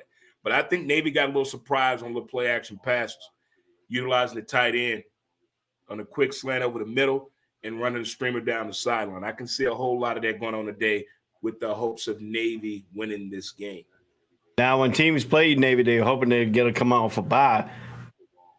Notre Dame didn't have a bye between this game. For the first time in, I think, the history of this series, Notre Dame did not come in off a bye. They have to come in, play physical, but you're playing a different style offense that you've been playing recently. Now, how do you get your defense prepared to this Navy's offense, and how do you keep them in their gaps? If they get out of gap, that's what the option is. You want your defense to get out of a gap. If your defense get out of gaps, that means big plays for the Navy offense. Well, the Navy is probably the most in-shape collegiate football team on the damn planet. Let's just put it the way it is. So that's not going to be an issue of trying to tire them out. They do a great job on substitution. The next man up is already ready. The leadership skills are there. It's all about executing the offensive play and taking advantages of the mistakes that Notre Dame could possibly have on special teams in their punt game. There's always been some issues with that. And as well, how important will the kicking game be for both teams today? I think Navy Midshipman has the advantage on that. Close game today. Close game today. No blowout situation, no 35-14, none of that. But I see a very, very close game within 2 to 5 points. But I got my Navy Midshipman winning this. Yeah, it's kind of unusual. You're playing up in Baltimore. Well, they're actually playing in Baltimore. They're not playing at Indianapolis. They're playing up in Baltimore. It's very Ravens Stadium, I believe, aren't they? Yeah. It's very seldom did you see 52 degrees this time of year in Baltimore. It's going to be 52 degrees. It's going to be 52 degrees. This game's at noon. This game is on ABC, not NBC, ABC. Just get it straight. Take the N and replace it with the A. You get ABC, not NBC. So, Notre Dame don't get their own little private network going on this game here. This will be all on the national stage of ABC at noon. Notre Dame is favored by 17.5 points. This ball game. I can see that. Notre Dame comes on a last 5 games on 4-1 record in the last 5 games. They have won 3 straight since the loss to Stafford of 16-14 on October 15th, 2022. But they played 2 ranked teams the last 2 times. Syracuse at 16, 41-24. Number 4, Clemson came in and lost 35-14 to Notre Dame. Navy has won 2 out of the last 3. Have won 2 out of 3 of the last 5 games. They're coming in off a loss to Cincinnati 20-10, but they did beat Temple in overtime 27-20, and they lost to Houston and SMU, and then they beat Tulsa 53-21. So who you got? You got the midshipman? Yeah, give me Navy. Yeah, we're gonna go anchors away here. Go Navy, baby. Go Navy. Both got Navy here. All right, we're gonna hit the Purdue game a little bit quickly here. We gotta move right along. We're getting close to almost the 2 hour and a half mark since we started the show here. All righty, Purdue Boilermakers will go into number 21 Illinois Fighting Illini. The Fighting Illini up in Champaign, Illinois. What do you see in this ballgame? Do you see Purdue the upset makers? Because Purdue in history has ability beating ranked teams. Yeah, I mean, this is a good matchup as well. It's a good situation for the Fighting Illini to be in. They have not been that consistent this year, but they are capable of playing a full game and winning. And I think today could be one of those games. But Purdue can play the old spoiler maker. What's a boiler maker? Nobody knows, Daddy. Nobody knows. Hard workers. There it is. Yes, they are. Yes, they are. But I got the Fighting Illini trying to get a little bit more consistency in closing out this college football year and get a bowl game they can be possibly proud of. The weather in Champaign, Illinois will be 40 degrees at Memorial Stadium. This game has been played 5-4 and 3-3 in the Big Ten for Purdue, 7-2 overall for Illinois, 4-2 in the Big Ten. All their losses came in the Big Ten. So your over and under in this game is 44.5. And Illinois is favored by 6.5. I'm taking that 6.5. So, I mean, we know Brett Villama's record on first game of the season, and he's been slowed here, but this year it's been a little bit different story. He's finally got his recruiting class in, and we see what he has done at Illinois. But we also know Purdue has that ability. It doesn't matter what their record is. You throw the record out when Purdue comes to town. So you have to play your football game against Purdue at every time. If Purdue gets confidence in their game on the road, they are a dangerous team. So how does Purdue get their confidence here at Illinois? They got to slap Illinois in the face. Are they capable of doing that? I don't know, man. Illinois been playing some nasty football. I know the record doesn't speak for itself, but I like the way they've been playing some football this year. They're a little fast and nasty at times, but I need to be a little bit more consistent.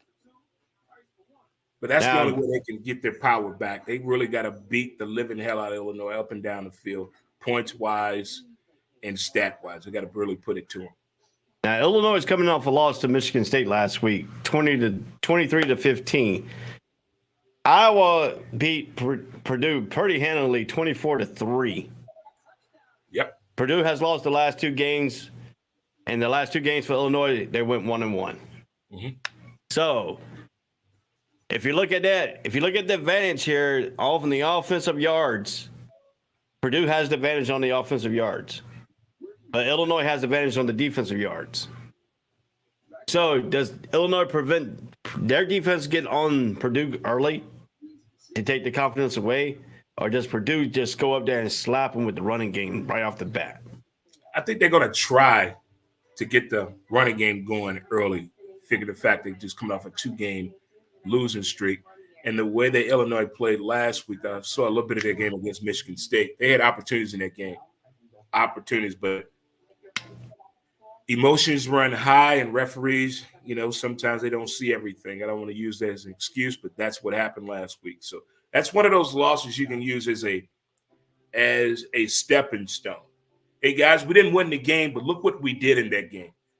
If we can do those same things and add a little bit more on what we've been doing, we can get a W this week. So if they do that, teach back and talk in the locker room, I can see the fight and line not coming out in this game with a W. And I like that 6.5. That's sexy. Yeah, so I have Purdue winning this ballgame. Who you have? Give me the fight in the line, baby. I kind of knew you were going to go there, but that's all right. That's my Dickie V in me. He's a PTP, baby. Prime time player. His mom has the best apple pie in the Midwest. All right, so the Commodores versus Kentucky. Who you got in this ball game? I don't know what the hell happened with Vanderbilt. They just said we don't concentrate. We're not worried about no other sport but baseball and golf. That's it. That's all we care about. That's what the same has happened down there. I don't know how does that happen? How does the whole program just say fuck it? We don't care. A school that high. That's the Commodores. That's Vandy is dandy. Come on, man. Give me Kentucky. But that's awful what's happening in that football program. Awful. Maybe the football players don't want to listen to country music all the time. If you speed it up and drive the truck faster and get a cat instead of a dog, it's not country music anymore. No? Hey, I listen to all kinds of music, so I got no thing. Oh, me too, man. All righty. We're going to mosey right along here. We both got Kentucky winning this ball game. All right, next game is Oklahoma Sooners against West Virginia Mountaineers and all the incest that is going to be taking place in Morgantown this weekend. So the coal people up in I mean, that's what the standard phrase is, Oh, you have one job. I was counting. How long is he going to get through this without saying the word incest? You got there at 1.2 seconds. There you go. Hey, that's my lead off of West Virginia, man. Come on now. It's a country song, too. Hey, man, look here. I have a special feeling in my heart for WV and my people in Oklahoma. I feel love for both of these schools. I know there's more OK State fans, but I like Oklahoma, too. And WV and I, we go way back to the days of Mike Fox and Major Harris back in those days.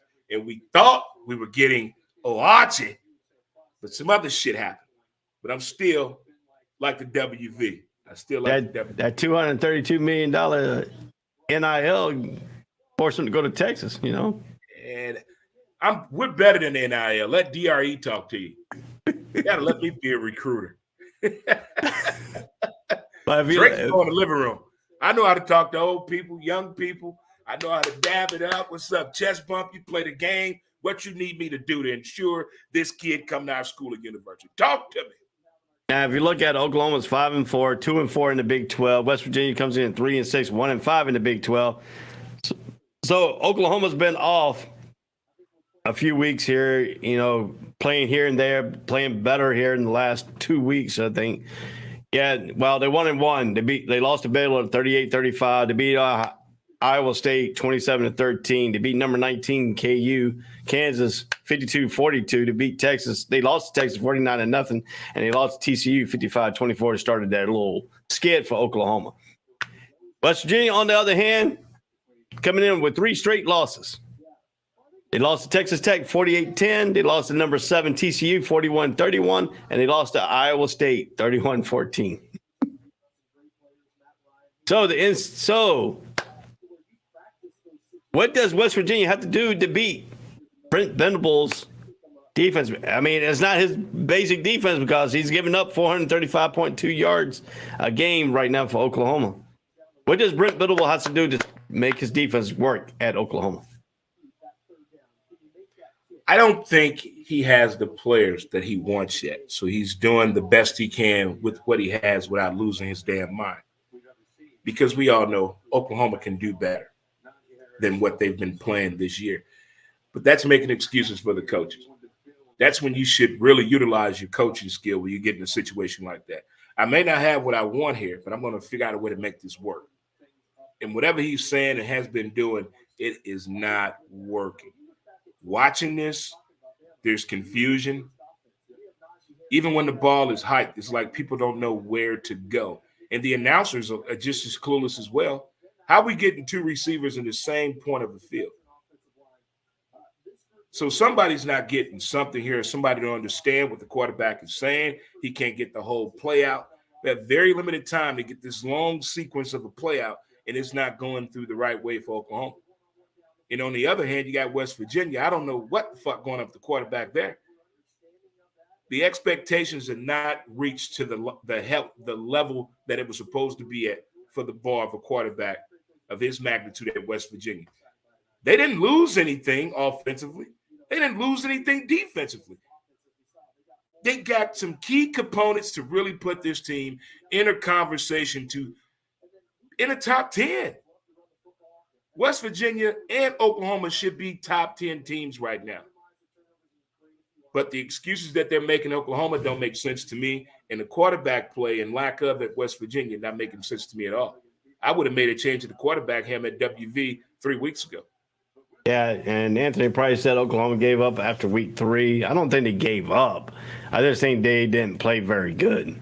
That's when he got frustrated, though. Yeah. He got his body language, the way he was looking at his players, the folding of the arms. I mean, Tim Roth TV show told me a whole lot on how to read the bullshit of people by looking at their body language and their facial expressions. And that was not professionalism at all. And then JT Daniels went from Georgia because he wasn't getting playing time, and now look what he's doing against West Virginia. He's only 193 out of 315, 2,042 yards, but only 13 touchdowns and 8 interceptions. He didn't bring nothing to the table. He didn't bring anything to the table. And they knew in the transfer portal the reason he was coming there. I want to be a quarterback, and I think your play style complements what I can do with West Virginia. Prove it. Come on, JT. I mean, he's only right now. His record right now is 3-6 and 1-5 as a starting quarterback for West Virginia. Now, did JT Daniels go into a coal mine and started working in a coal mine there and got frustrated? That's all it is. He's been drinking the wrong moonshine. He's been drinking that damn apple instead of the corn. They're not the same thing. Yeah, most people like the watermelon, though.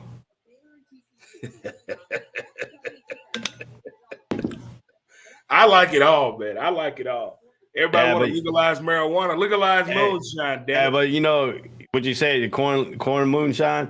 Mm-hmm. And only certain people can handle the corn moonshine, you know. I love that corn. I don't even need that water as a chaser. Bring it to me. You know, it's so bad. I'll give you a story. I'll give you a story real quick. Back in my hometown in 8th grade, we had 2 kids get suspended because they brought corn liquor to the school. Show and tell. This is what my daddy does in the garage when my mama is at work.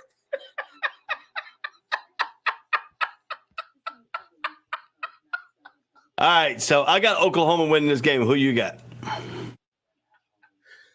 Give me Oklahoma, man. Until JT, not Justin Timberlake, can prove to me that this transfer was warranted, I'm not messing with WV. All right, so does Hughes Freeze win against UConn today? Ever since I saw the story of the Falwell family and about Liberty, I had no idea about Liberty. Holy Toledo, I had no idea about Liberty. I got to pull for Liberty. I feel sorry for those kids that go to their school. So I want them to be happy and rejoice. So I'm going with Liberty. Yeah, Liberty is that little small college that's tucked up in Roanoke, Virginia, It's not small. It's not tucked. That is one heck of a – when we get done with the show today, just check out Liberty University. Oh, it's I going to have. blow your damn mind. I only live 2.5 hours from that campus. I'm not saying drive there. Just check it out, though. Oh, my God. Oh, my God. So we both got Liberty in that one. How about the Rutgers Scarlet Knights and the Michigan State Spartans? For my own personal reasons, I can't pick Sparty or nothing. Nothing. So give me Rutgers. You got Rutgers. Anthony Price says, do you know if a player transfers to a new school, do they still get the same scholarship in the new school and the college credits? All right, I'll tell you how the athletes transfer in the transfer portal. When they go from one college to another, they will only get their Common Core classes credited to their thing. But when they do transfer, like JT Daniels did graduate from the University of Georgia, so he went to a grad school. That's totally different. So when you go and get your master's degree at another university, that university you're coming from don't have that class. So if they don't have that class, he can transfer to a new school and play immediately because he's a graduate student. That's the transfer policy. Now, if a kid transfer out of his freshman year and going to another school, their Common Core classes from that university, like your math, your science, and all that, will transfer over to the new college. But any of your major, unless you don't go into the same major, it does not transfer over. So that's the thing that you want to look at when you talk about transferring college credits. Well said, Ray. Well said. Better break that down. All righty, man. Let's move a lot along here. So you got Rutgers? Give me Rutgers. You're gonna take the Rutgers. Let's go. I'm gonna take the Spartans since they're playing up in East Lansing. East Lansing, Michigan. All righty. Hey, look at that. Virginia Tech Hokies at Wallace Wade Stadium against the Duke Blue Devils. Let's talk about this game a little bit here.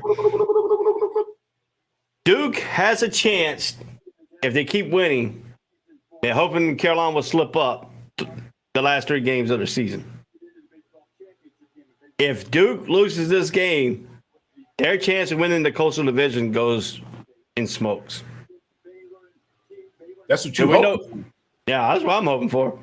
But can Virginia Tech Hokies go to Wallace Wade Stadium, which is not a super type atmosphere at Duke, because they have to give tickets away to go to that game. Even though they're winning, they still have to give tickets away.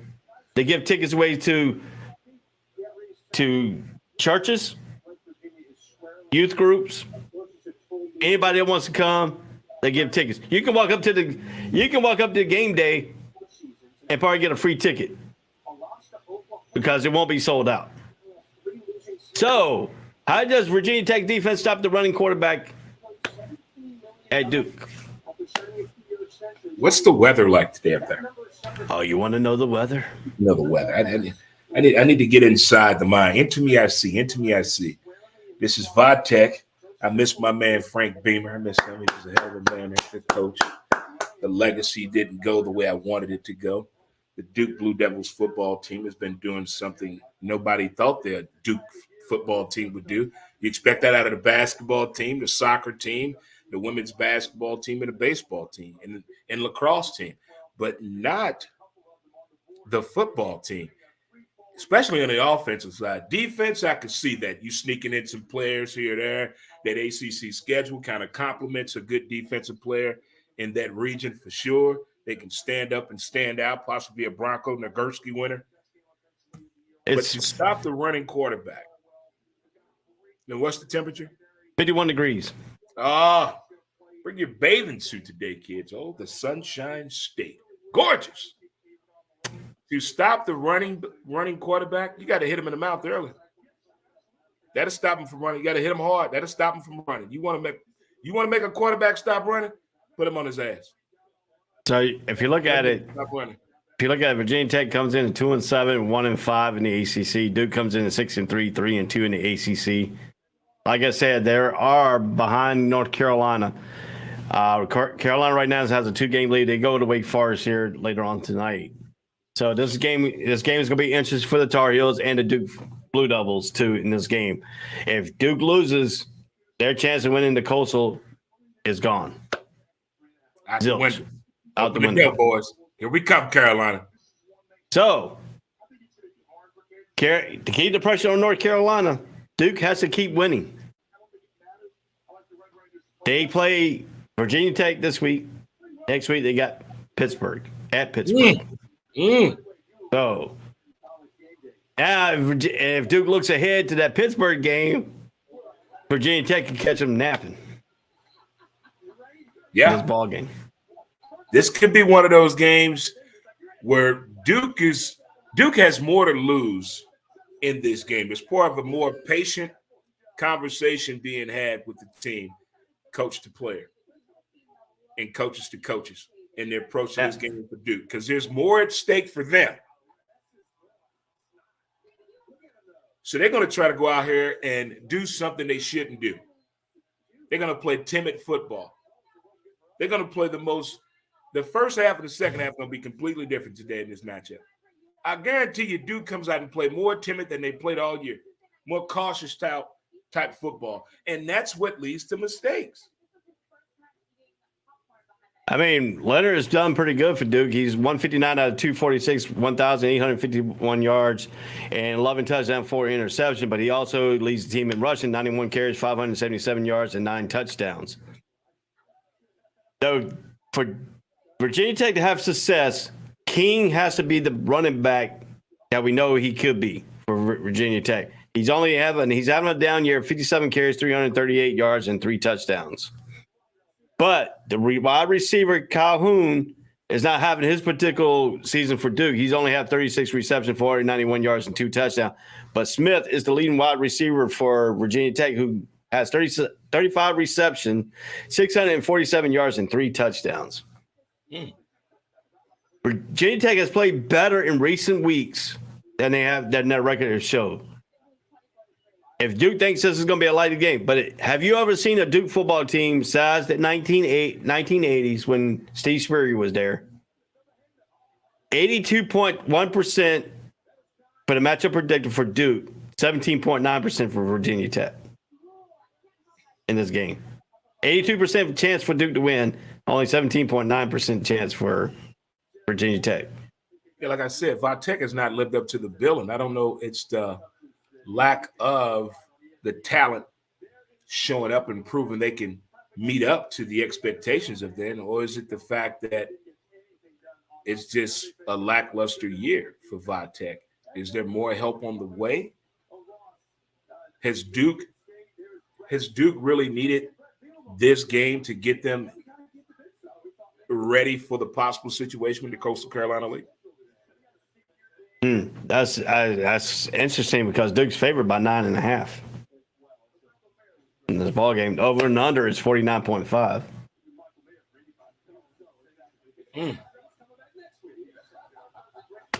I could see this game if that's a lot of if stuff for Tech, because I haven't seen any type of style Tech looking like Tech other than the uniforms when they wear the black ones, which I like. I mean, those look more intimidating than the team has actually played this year. I mean, but if you look at it too, it's the new head coach first year, and he's playing with the other team's coaches' players. He really hasn't got his players in that he wants on the defensive side because he is a defensive coordinator. Came out of Penn State. So, with that said, who are you taking in this ball game?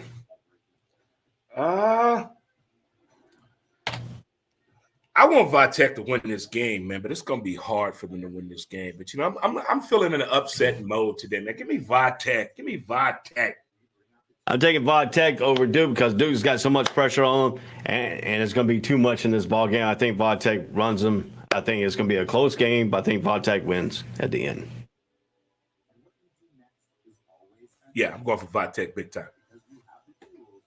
I'm like, yeah, I feel an upset coming up. Maybe Dale Curry will show up, get a team a little inspiration. All right, let's do here. We're gonna do speed on pick'ems right now. Pittsburgh at Virginia Cavaliers. Who you got for this ball game? Give me Pitt. We get both in agreement with Pitt. All righty. Let's move it right along. Our next game will be who you got, SMU or the South Florida Bulls? Because I want to be a resident there one day. I want to go ahead and play nice. Give me USF, South Florida. You're gonna take South Florida. I'm gonna take SMU. All righty. I never heard of. All righty. University of Louisiana Monroe at Georgia State. Who you got? Georgia State. You're going with the Georgia State. I'm going with Georgia State too. James Madison at Old Dominion. Who you got?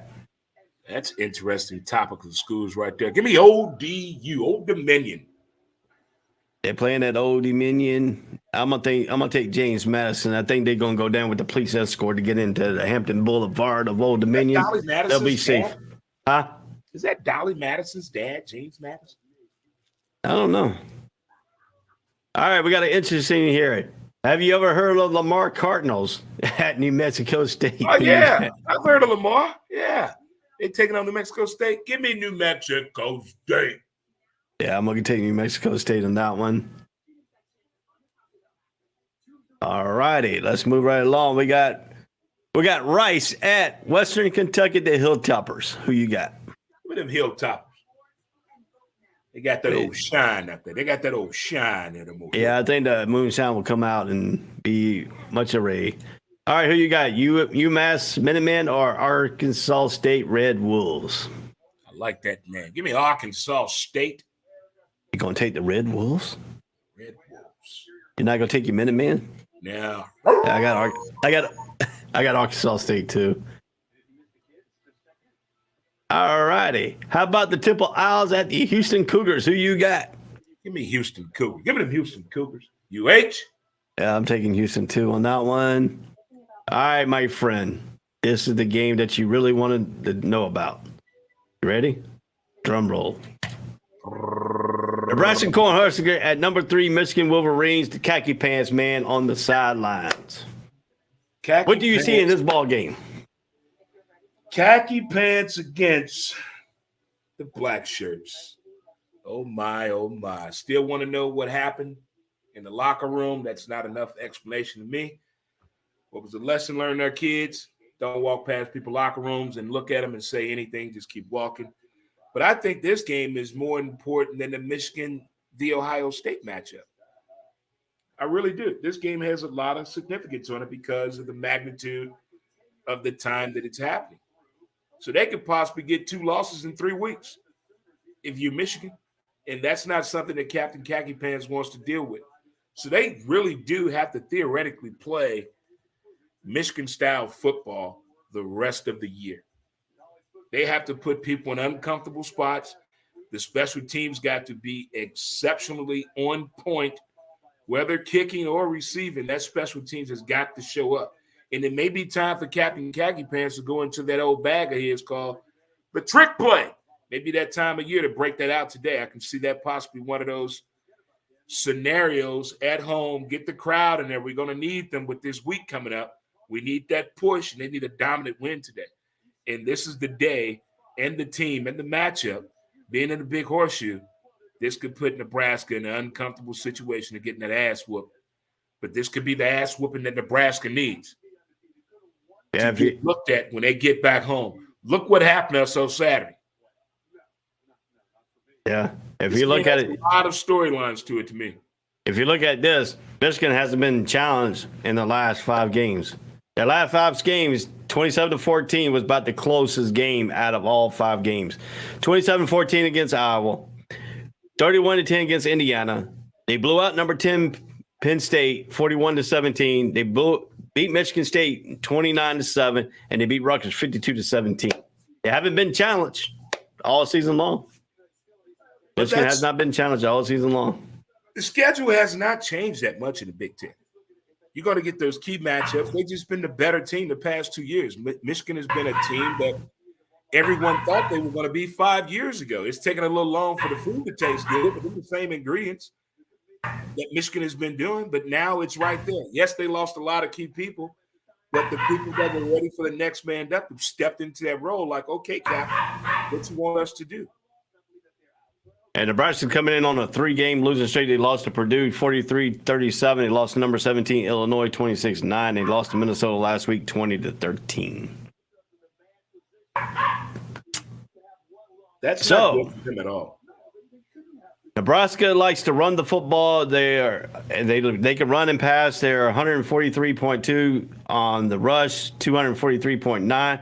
But Michigan's defense is only giving up 242.4 yards a game, only 170.0 passing, and 72 yards on defense. Meanwhile, Nebraska's defense is giving up 441, 258 on the pass, and 182.9 on the rush. And we know the running back for Michigan is chomping his chomps for this game. That's one thing about Michigan's running game. They pounded. They make average like 2.3 a carry for like a quarter and a half. Then the second quarter, they're getting there still averaging like 3.4. The more they run the ball, the better they get at running the ball. That's one thing I love about Michigan-style football. They don't give up on the run as early as people would like them to or think they should. They keep it going. They find that burst there. They pull off like a 35-yard run, then a 50-yard run. Next thing you know, we're taking a 72-yarder to the house. That's what Michigan is capable of doing. Now, on the other hand, this losing streak and the style of football that Nebraska has been playing, thank you, Scott Frost. Quitter. He put this program in unfamiliar territory. This is way beyond when Osborne left. Way beyond that. Way beyond that. This is really totally rebuilding a whole program from the ground up, what I think Nebraska's got to do. Yeah, I mean, Nebraska's got to play stout defense. That's something they haven't done so far this season, to play a real stout defense against a ranked team. But they got the number 3 Michigan Wolverines. I don't think today is going to be for Nebraska Cornhusker fans. I'm sorry about that, but I got Michigan in this ball game. Give me the percentage. Give me winning percentage. Give me that. What, for Nebraska? For Michigan and Nebraska, what's the winning percentage for the Michigan State? I mean, for Michigan to win this game. Well, they're favored by 30.5, and the over and under is 49.5. Michigan winning percentage here for the analytics, 97.1% to 2.9%. So you saying we got a chance, Coach? With Everybody's got a chance. I can get on the field academically. With a 2.9, Coach, I can get on the field and play. I don't think there's going to be an App State situation with Nebraska. I'm going to go ahead and go with Michigan in Captain Khaki Pants. I kind of figured that already put you down for Michigan. See, I know what you're thinking, man. All righty, man. We're going to take a break real quick. When we come back, we're going to break down all your Alabama fans. We're going to break down the number 9 Alabama and number 11 Ole Miss when we come back after these messages here on the All Sports, All Plays College Breakdown on the All Sports, All Plays Network. I am Ray. That is Dre. We'll be right back. All sports, all plays. All sports, all plays. All sports, all plays.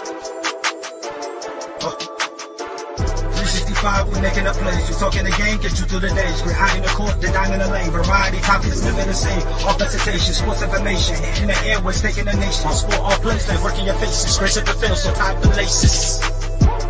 All sports, all plays. Network. All sports, all plays. Network. We on top of our game. All sports, all plays. All sports, all plays.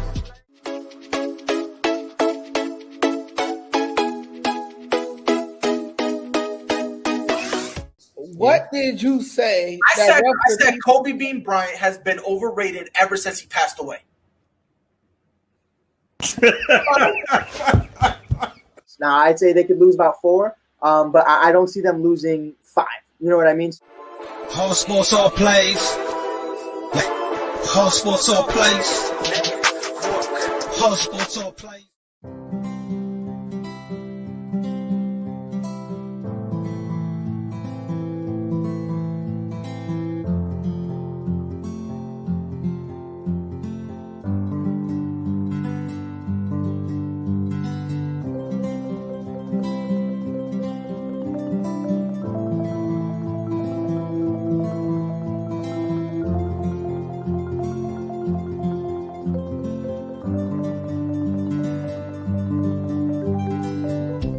This is the Fonx D Streaming Network.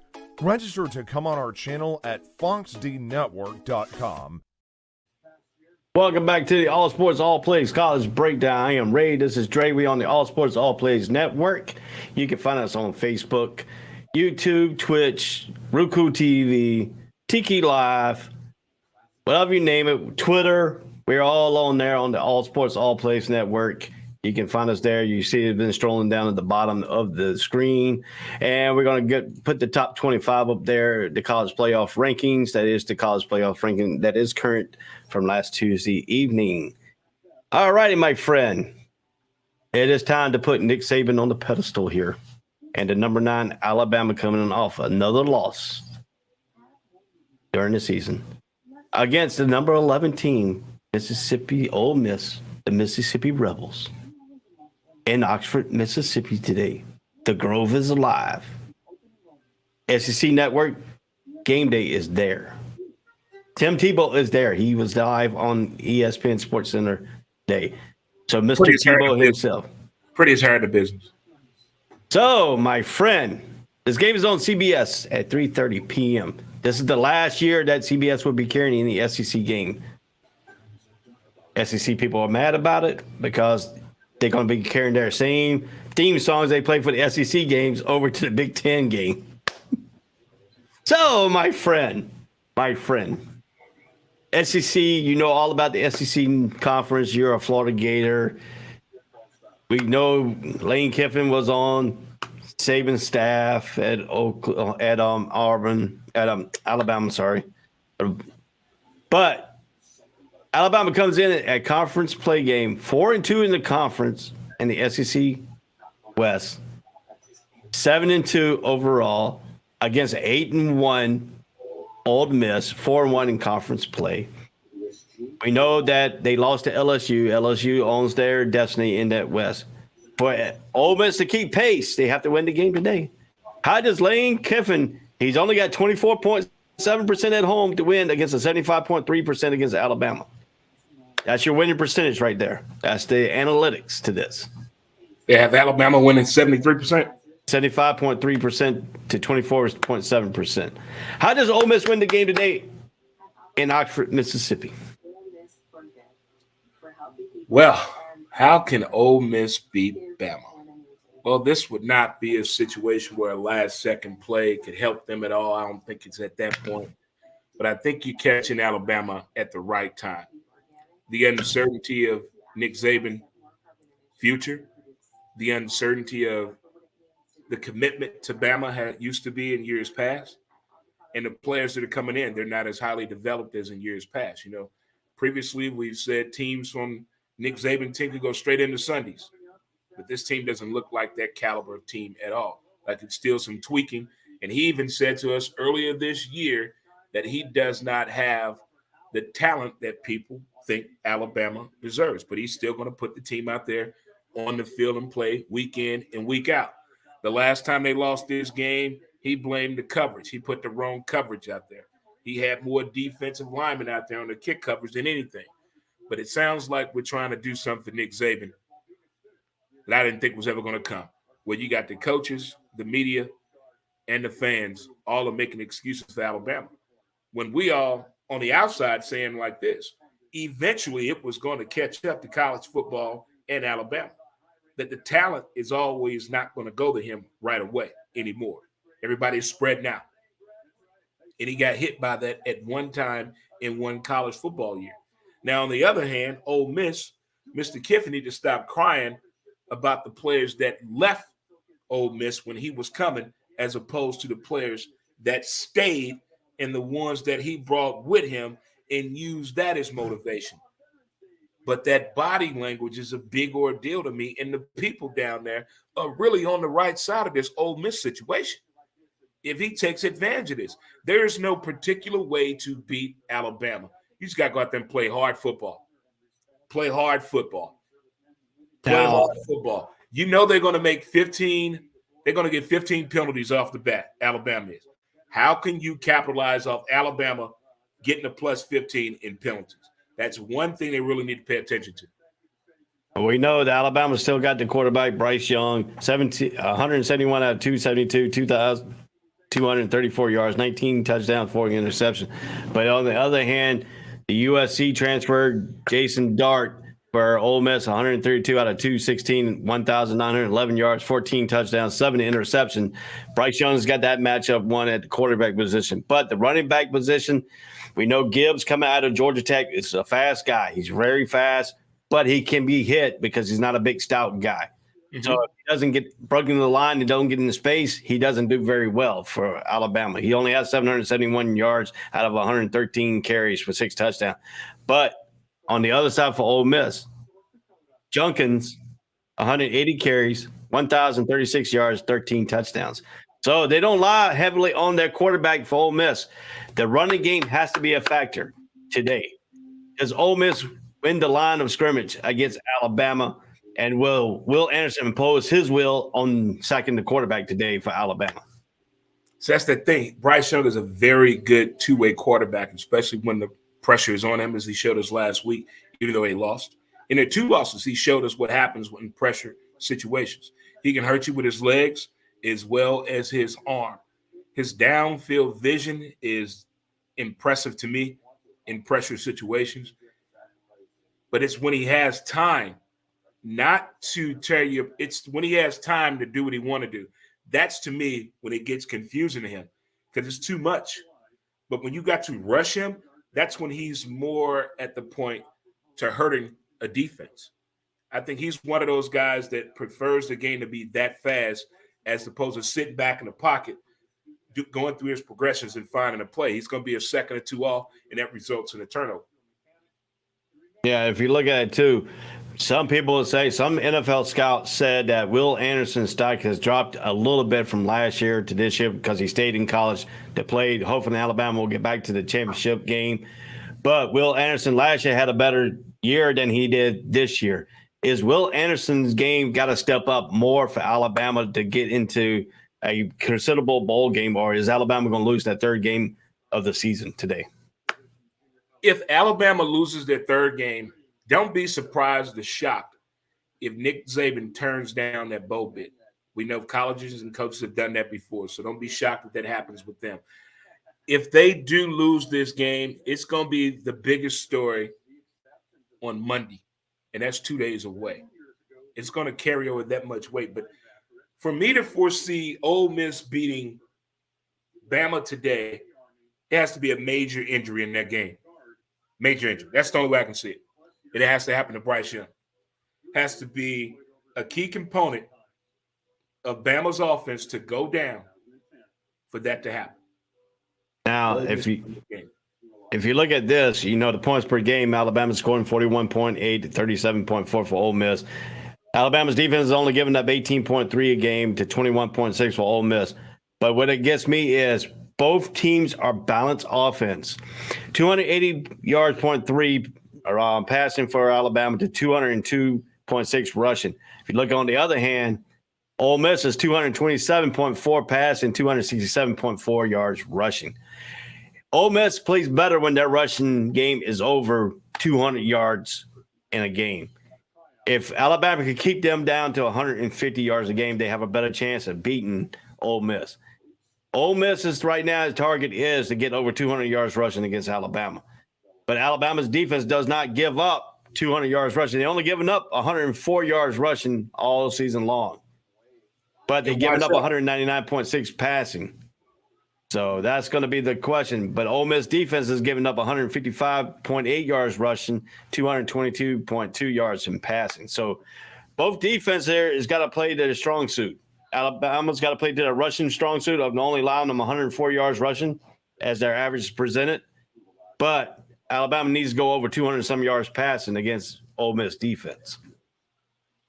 Well, I think those numbers right there for Alabama's run defense is only that way, that 104, due to the fact teams stop running the ball because they get in a passing situation. You know, you can't beat Alabama just only by running the ball. You got to put it in the air. And by the time they give up on the running game, they want to pass the ball the next time, the rest of the game. But they get a balanced attack going. This could be a close game and possibly get in a situation they could win the game. Make it very, very close, makes it Nick Saban sweat it out. But if they're having, because Bama is not that good at stopping the run, people just stop running the ball on them because now you're down 28-3. Now, if you look at Lane Kiffin, if you look at Lane Kiffin right now, Lane Kiffin in every game has a different game plan to start out a game. One game he'll rush the ball before he passes the ball. Some games he'll pass and mix it up. Some games he'll do 3 runs here, 2 passes there, or he'll do 3 passes here, 2 runs here. Lane Kiffin this year has mixed up his offensive play calling so much that if you put it on the tape, you'll see a different Ole Miss offense every game. Why he did that? He said he wants to confuse his mentor, Nick Saban, because Nick Saban will watch game films all throughout the whole season of this year on Ole Miss. He didn't want Nick Saban to pick up what he was doing. So now this game plan here today is going to be run the ball for Ole Miss. If you look at the pattern. You think it's going to go 70-30 with the run? Does Lane Kiffin mix it up? Because he's came out and said, if you look at the game film, today is the day that he rushed the ball 3 or 4 different times on the first play of on the first series of the game. Does he switch this game plan up and come out passing the ball a little bit more and then sprinkle in the run a little bit more so it keep Alabama off balance? I mean, if it gets you if I'm in a 2nd and 3 situation, of course I'm running the ball. But if I'm in a 2nd and 8, it's all about what they're giving up on that first down. If they get into anything like a 2nd and 4 or less, they're going to keep trying to run the ball on first downs, depending on how that's going to go with them. I like to see what the defense is going to give me early. You know, we talked earlier today on the show how some teams start off real slow. Bama's like that sometimes, especially in situations they're highly favored to win the game. They start off really, really slow. And we already know they make a lot of mistakes with the offensive line and the false starts and a lot of holding calls. We know that's coming for sure. Yeah. So who you got winning this ball game? I got Ole Miss winning. Bama. All righty. I try to give you Bama. To get into an argument. If the upsets that I picked earlier happen and Bama wins, argument's going to happen. In argument, it's going to be a fight. The whole thing going to get the fight. That is true. That is true. All righty. Come to blows. We got to move along. We're running a little bit behind on the pick'ems here. So we're going to do some rapid pick'ems all the way down to some games here. All right. Just give me Louisville Cardinals at number 10, Clemson Tigers. Does Clemson get back on the winning streak against Louisville? Ooh, Clemson at home. Dabo got them boys juiced up. Give me Clemson. Yeah, I'm taking Clemson at home too. How about the Terps going into Happy Valley to play Penn State and the Lions today? Fear the turtle. I don't know, man. I like the coach at Penn State. I like what he's trying to do. I watched his special All Access, and I like when I watch shit like that. I find little hidden innuendos that I like about people. So I'm going to pull for Penn State and the Nittany Lions today. I got Penn State too. All right, my friends at Raleigh, North Carolina, the North Carolina State Wolfpack Number 16 coming into country today against Boston College Eagles. The Eagles have not been good. Who are you taking on this one? Give me that old Wolf Pack. Yeah, I hate to say it, but I can't go. Yeah, I hate to say it, but I got to pick the Wolfpack because Boston College ain't gonna win this ball game. I don't care who you got quarterback in this game. I miss Crabtree Mall, man. I miss that place. Oh yeah, you don't want to go there now. You might get shot. Yeah, I know. It's pretty bad, man. All righty, UCF, the Knights. Coming in at number 22 against number 17, Tulane Green Waves. Who you got in this ball game? This is played in New Orleans. It's going to be a good-ass game, man. This game's going to be so good. I'm watching this game. It's a 3:30 game, right? 3:30 on ESPN2. Yes, I am watching this game for sure. You talking about fast. It's going to be a NASCAR game. This game is going to be so damn fast. I'm going for UCF, man. I'm telling you, if you want to see a really good football game today, pick this bitch out today. I'm telling you. I got UCF. I got UCF today too. All righty, my friends. How about this game? Arizona State Sun Devils at Washington State Cougars today. We all know Dre can't pick Arizona State anymore.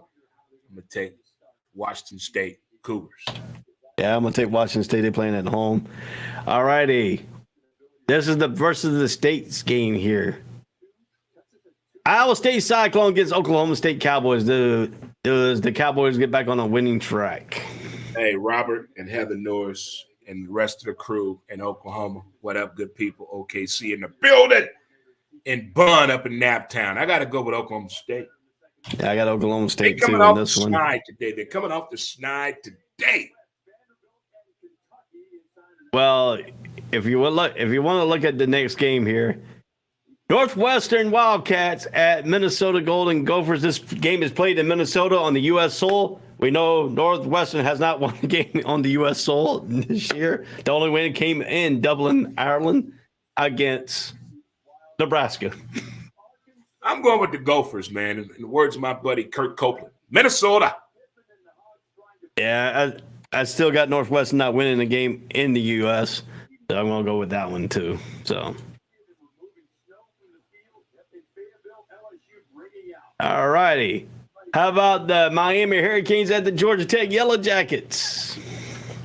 Who you got, man? What is a Yellow Jacket and what's going on with the School of Technology at Georgia Tech? But I got to go with the U. Even though the U is not back, I got to go with the U. I'm not going with the U because Van Dyke is not playing. He's injured. And that quarterback they got right now ain't done a flip. I got a Yellow Jacket. What are you in school for, son? Why are you at this school wasting my time? All righty. The next game we got here is New Mexico at Air Force. Who you got? In honor of Veterans Day weekend, Air Force, aim high. Yeah, we're thinking the same way, too, on that. So, how about Appalachian State at Marshall? Who you got? This is another good game, man. Oh, college football, what are you doing to me? Whoa, we're going to have everything on today, Ray. Dang, man. Oh, so much history, both of these schools. Boone and Marshall. Oh, man, where do I go? What time this game come on? This game's at 3:30.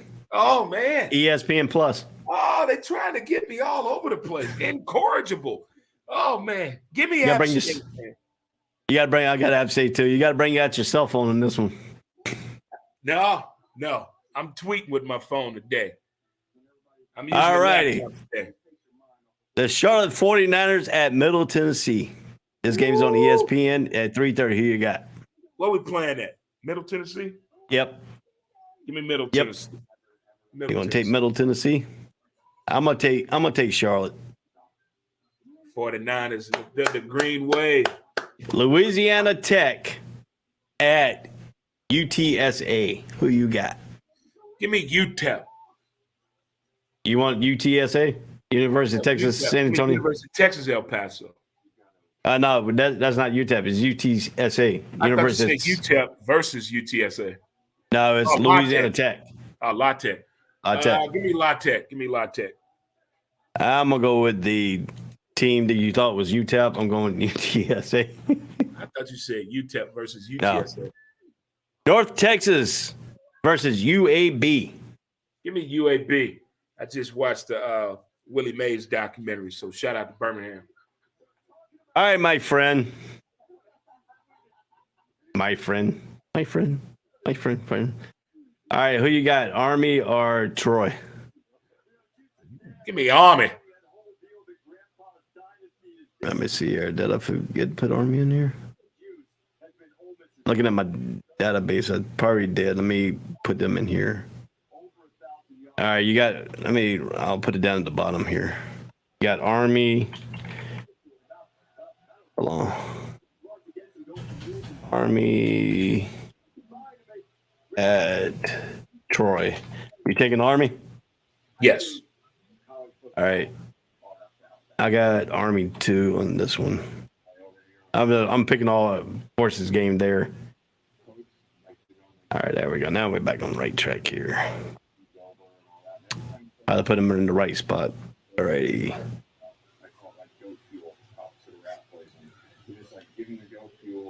Glad I forgot a lot of games here. All right. Wisconsin at Iowa today. Who you got? Wisconsin at Iowa. Yep. Give me Iowa. You're taking the Hawkeyes. They're playing in Iowa. I'm gonna take Iowa too on this one. Playing Waiting with the kids at the hospital. Yeah. All right, let me see. I'll put this one up here. All right, your team here. South Carolina Gamecocks at the Florida Gators at the Swamp. How you see this outcome of this game? They're not playing at the Nest Stadium in South Carolina. They're playing at the Gator Stadium here in Gainesville, about an hour and a half down the road from me. The way we played last week, I want to build on that. I really do. I want to build on that. That was a learning curve that I saw. I had to catch myself on that whole situation. I get it. He's one of those quarterbacks I'm talking about. Hi, Anthony Richardson. There's no changing of the program. This is what we must call. You can't deter off of it or nothing. So I had to calm down and say he can't read a defense. Not true. He's going with the plays that are given to him. I don't like the fact that they're tackling him. I need the refs to watch that on the sideline today. I will be contacting all officials that are working the game. I don't like the way he's been getting tackled the past 2 weeks. Keep that in mind. South Carolina, this is one of those games, man, that they could have a win, and this loss for us could be real impactful in going to a bowl game that we need to go to for that high recruit. Either that we just got a transfer from from Georgia to us. No, from Miami, from the U, that's coming to us. High recruiting, he's a 4-star recruit. I like that, but that's not now. To help us now is, hi, Anthony. I need him to have the same type of game he had last week with a little bit more oomph into it. That defense, we're playing good, but we could be better. Let's make that statement early and often. Hit him in the mouth. You say hit him in the mouth? Yeah, that's what I need my defense to do early. I need to see that Gator clap back early. But I'm standing up the whole game on this one. It looked like I'm going to be standing. There's 3 games on today at 2:30. 3 big ones. Yeah, it's a lot of games. A lot of good games going today. It's a lot of games at 11 o'clock. It's like 5 good games at 11 o'clock, man. Come on. Yeah, we're going to be a busy people watching the games today. Yeah, they're trying to force me to go to the bar to watch TV. No. They're forcing you. They tried to by putting all these games on at 11 o'clock, but no, that's okay. All right, so I got the spread. I got my spreadsheet back right now. I left out 2 games on the spreadsheet, but I got it back now. Emotional gratitude is what All right, South Carolina. How does South Carolina beat Florida today? You put pressure on Anthony Richardson, make him read the defense, which he cannot do. So I think that Frank Beamer's son, Shane Beamer's defense has to come and play. They have to play the Virginia Tech style defense that his father played. I think South Carolina could win this game. It's going to be an even played game. It's not going to be the thing. So, but anyway, do you really think that the Gamecocks, that Florida can blow out the Gamecocks, or is this going to be a close game? Florida can blow them out. This is one of those games where a blowout is needed. You know, that ass whooping is needed this weekend. And I think it's going to happen to a couple of teams in college football today. And I think this is one of those games where our coach possibly could have told the team, hey, guys, I'm going to leave the floodgate open. I'm going to see how hard you can go. Here you go. Have at it. This could be one of those games. There you go. You've been wanting to open up the floodgates all year, boys. Here you go. Have at it. But don't make me regret this decision. Meaning a bunch of unsportsmanlike conduct calls, player ejection for illegal hits, targeting, none of that dumb shit. But if we go out here and play Gator-style football, hit them in the miz-out, understand that Tebow's in the building, okay. And Dre's watching. Yeah, I mean, that's a good analysis there on the Gators, but Anthony Richardson plays very good at certain points of the game, but he also has some bad plays in the game. The more bad plays South Carolina can force Anthony Richardson in, that's going to be an advantage to South Carolina. Now, for the other thing is, if Anthony Richardson gets his legs going, that sets up his passing game too. Look at the Texas A&M game. He gone. Yeah, look at the Texas A&M game. When he made some couple good runs in that game, he settled himself down, and his passing became a little bit more effective. But the question is, Frank Beamer likes to rush that defense, but when he rushed, he only sends his one defensive end and a linebacker up the middle, and his defensive end on the outside. So Richardson has a chance to escape on the backside if he takes that advantage away. So it's my offensive coordinator, the people upstairs looking down, understanding what the defense is giving us and calling the right plays that Anthony can execute. I'm okay with that. But if the plays are just going to come from the side with no input from upstairs and it doesn't go right, don't say a damn thing to Anthony. You yell at them some bitches up there. Because they can see something that the sideline can't see. And they need to communicate better. And they're not doing that.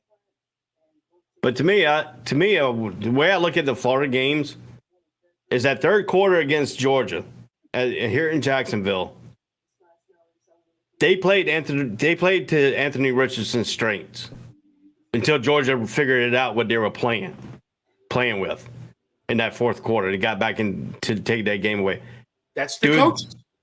Do they need to keep doing that, or are they trying to make him force more plays that he cannot perform in games? If you're giving us the pass in the flats, which a lot of teams have been giving us the passing plays in the flats, and they've been trying to get on him to throw the ball in the flats, but don't force him into something that doesn't look natural. It looks awkward. If it has that look to it, teams have a tendency to pick up on that. Okay, they're trying to get the ball in the flats. Now that makes the secondary move on up a little bit. It makes the linebackers tied in and sprite out a little faster. That becomes confusing to a situation, especially when the people upstairs, the idiots in the booth that are calling the plays, don't see that. And the verbiage gets back to us through the commentators. Well, it sure looked like Anthony Richardson is having a little trouble with the defense today. No, it's not him having trouble with the defense. It's the morons upstairs that are having trouble with the defense. Now, to me, when Anthony Richardson sits there and pass, sometimes his receiver doesn't go out and try to help him out and win battles, the one-on-one battles. And it comes to like tip passes, interceptions, and it comes to more like him getting shot to throw to the wide receivers and stuff like that. How does Anthony Richardson get over that and get to his receivers where his receivers will perform for him? It's more about some quarterbacks, some institutions, they want you to hit a mark. They want you to be in the spot. Then you have others, hit a moving target. Meaning you catch that receiver running at a stride, you got to leave him to the ball. And that's what he's been missing, though. He's been missing more on those plays. He can hit the spot. It's hitting the receivers in the route. That's the problem. That come back and fight for the ball, that's that button hook play. Yeah, a lot of quarterbacks have a problem with that, especially in the collegiate level. The mistakes he's making on those plays right there, I get that. But the mistakes he's making on leading the receiver, we must improve on hitting a moving target. Yeah, I mean, well, this game comes on at 4 o'clock on the SEC network, so your TV is gonna be all kinds of stuff going on I here. have cheese in the bathroom, on top of the fridge. I'm at to move this chair, one on the table. I gotta get this other laptop fixed. That's what I need to do. Yeah, I see my hackers back, my stalkers back here. You know, talk about my mom left my ass because he sucks. Oh man, don't worry about that. I don't either. I just love making fun with this guy. I mean, you know, this guy don't bother me. So I mean, he can laugh all he wants to, but you know, his podcast. I check if he had a podcast, it probably would have sucked even worse. So, but anyway, let's move right along here. So you're taking your Gators. I'm taking your Gators. I just don't like South Carolina, so I'm going with the Gators today. I like the Texas State. women of South Carolina now. Huh? I like the women of South Carolina. Yeah, it depends on which ones you get. Don't get the snaggletooth ones. Oh my God! I swear, man! I swear! All right, Texas State at South Alabama. Who you got in this game? Texas State at who? Northern Alabama? South Alabama. Oh, give me Texas State. Yeah, I'm going to take Texas State in this one myself. Number 1, Georgia goes in to start Mississippi to play Mississippi State in Lynch.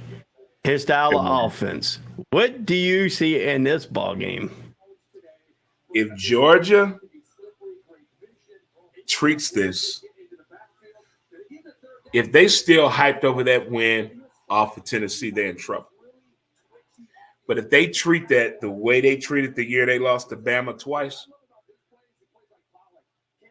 they lost to them in the regular season, they lost them in national championship, well, in the SEC championship, but they still went on and won a Sugar Bowl game, I do believe. Yeah. If they can do that, because that was after a 2-month fucking layoff. You know, college bowl games come like 2 years later after the fucking season over with. But if they're still hung up on that Tennessee game, this is a situation where I think that Starksville, Mississippi could be an uproar. It could be an uproar. I mean, they could really become a problem. They've done this before, but when they did this to Florida, it was early in the year. That's why we still won a national championship that year and the SEC championship, because I think it happened in week 3 or 4. And we regrouped after that, didn't lose again. But if Georgia loses this game, you're talking about an uncomfortable meeting to figure out what's going to come out at 6 p.m. Eastern time, the college football rankings. Somebody going to have a black eye. It's going to be some furniture moving on Sunday night and Monday, trying to figure this thing out. Georgia has to go out here and play dominant football the whole game. That defense got to really be the thing. Now, if that defense can't get it done, it has to come on Georgia's offense. That's what I want to see. Show me Stetson Bennett being invited to New York today. Show me that caliber of a quarterback with that team. Then I'd be impressed with what Uggers doing. Right now, Uggers playing like a number 1 team should. Your defense is a fucking show. They should be on the cover of every magazine. The defense. Yeah, I mean, true. I mean, Georgia's defense is playing lights out. I mean, even though they lost key players, even Nolan Smith, they lost during the season, and then they lost Trevon Walker to the NFL draft. I mean, they lost, 5 people on that defense, and that defense still playing like it is right now? I lost 4 wives, but I'm still Dre. What's the excuse? Dre, your wives didn't make you.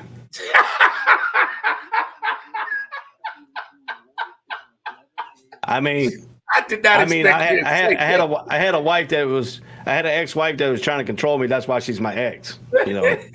My current wife right now, I love to death. You know, even though she's a Seminole fan.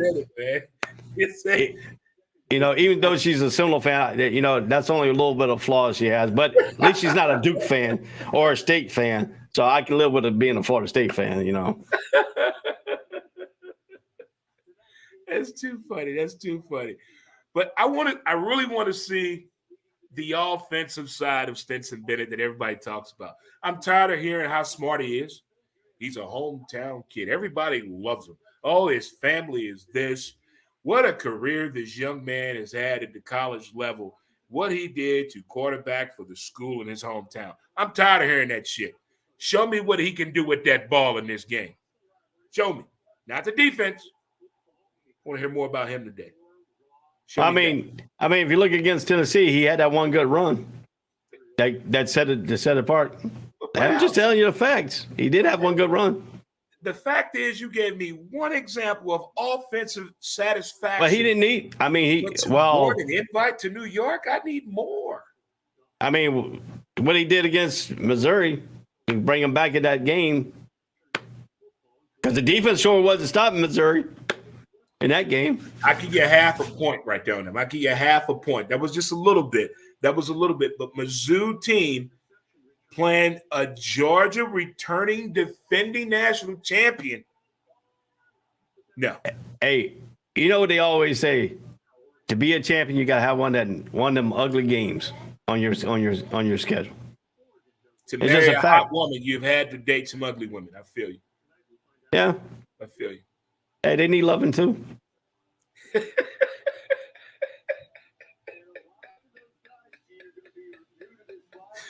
But I don't know. Maybe I want to see more out of this kid. Maybe that's unfair. That's to the people that say this team doesn't play anybody. He hasn't been tested yet. Maybe that's me when it comes to Stetson Bennett, because I'm hearing the same adjectives when it comes to him. And I want to see more out of this kid. Maybe that's it. His completion rate is 300 out of 439 attempts. Oh, no, that's Will Rogers. Sorry. Stetson Bennett's 198 out of 292, 2,606 yards, and 11 touchdowns, 3 interceptions. See, that's not Heisman-esque to me. Yeah, but Georgia's also predicated on their running.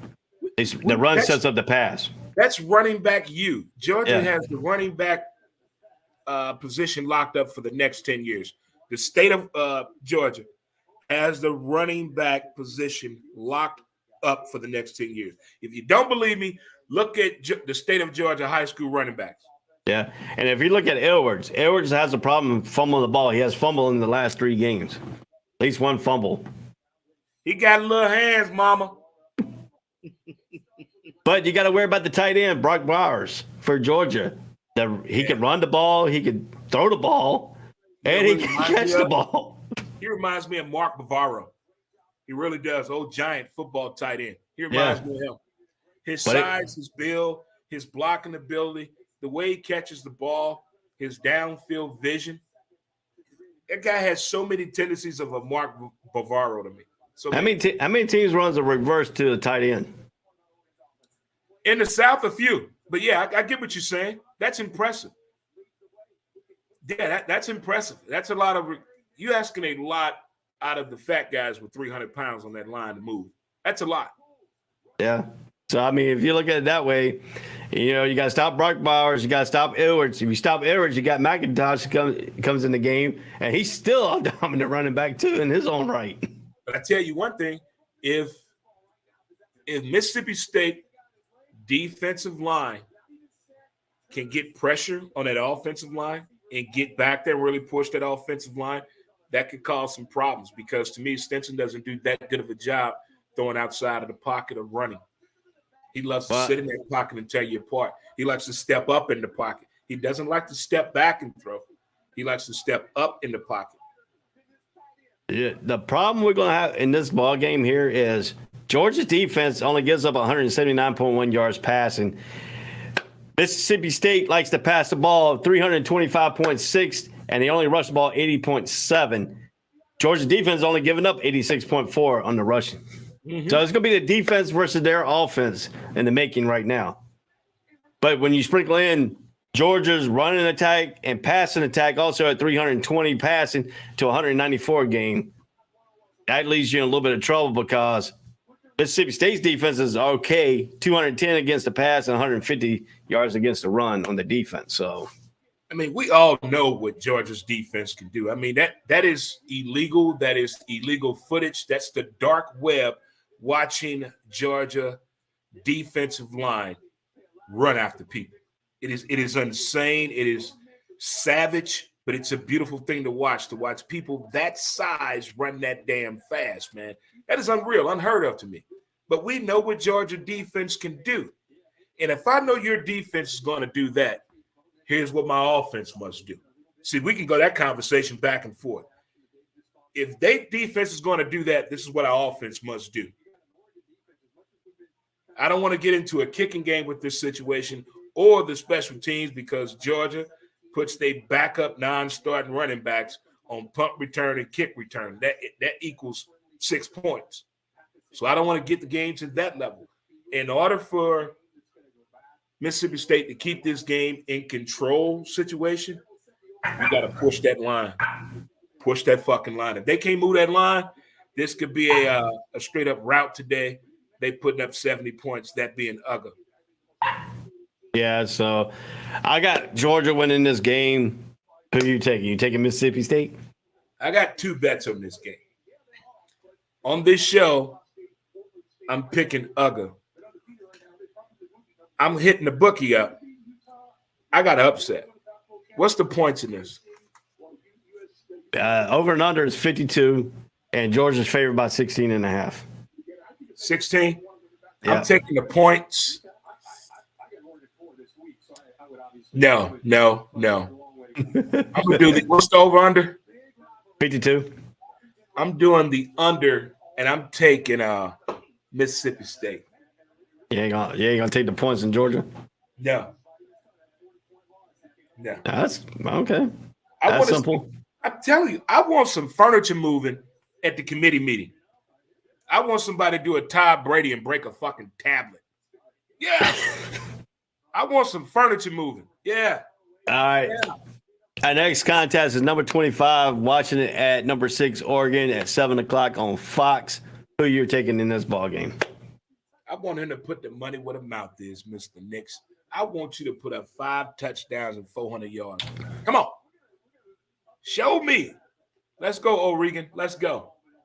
Yeah, I got Oregon in this one. The fast-paced, going to be a fast-paced game. I don't think Washington has a chance in this one, even though they're ranked number 25. I think this is the team that is right now on fire. It's one of the hottest teams in America is Oregon. Since they lost week 1, they have turned it on. All righty, my friend. Number 19, Kansas State Wildcats at BYU at Baylor University. Oh, man. BU. The Baylor Bears. I kind of like how RG3 been going back to Baylor and talking to the kids. I didn't like him when he turned pro. I didn't like the way his exit strategy went. But since he's rebranded himself, I like RG3. So I'm going to pull for Baylor. You're going with the WAC team out of the WACO? Well, yeah, I like the WAC. I like the people over there. They pretty nice to me. I'm going with number 19, Kansas State Wildcats, due to the fact that Martinez and the quarterback and the running back are doing very phenomenal. The running game is awesome. I think the Baylor Bears are going to have a hard time with that running game. I think it could be a unusual high-scoring game for K-State because Baylor Bears do put points on the board. Can K-State's defense handle them? But I'm going to stick with the number 19 team, Kansas State, out of the little Manhattan, Kansas. Well, I've been there before. Oh, Lord, Manhattan. People have spoken. All righty. Kansas Jayhawks at Texas Tech Raiders. Who are you going to get? The Red Raiders have let me down this year.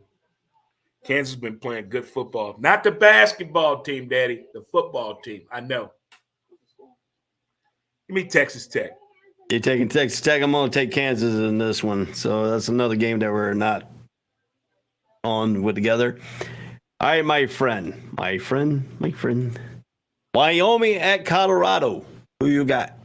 Man, I wish the Buffaloes and Nebraska Cornhuskers would just live up to what they used to be. Is it any way possible? But give me the Wyoming, man. Give me Wyoming. Yeah, I'm taking Wyoming in this one. Florida Atlantic against Florida International. The Battle of Florida. Give me Florida Atlantic. You're taking Florida Atlantic. I'm going to take Florida Atlantic also in that one. Number 4, TCU at number 18, Texas. Who you got? Oh, man. TCU got so much speed and unfamiliar territory this late in November, being undefeated. Hello, America. What's wrong with Texas, though, man? What happened? Just when Charlie Strong got that job, I was like, why, son? Why? Just because people tell you you're funny don't mean you should make a comedy using your own money. And the way Charlie left Florida to go out there just didn't make sense to me. The program has not been right in a long time. People have left. There's so much potential on the way, but there's nothing there right now. I know they're in Austin. I love the people of Austin. Shout out. But the way these Horned Frogs have been playing football this year and all that speed, man, I need to see somebody stop this speed, and I don't think it's Texas. I got the Horned Frogs winning this one. Well, if you look at the point spread in this one, Texas is favored by 7, and the over and under is 65. Those are good numbers.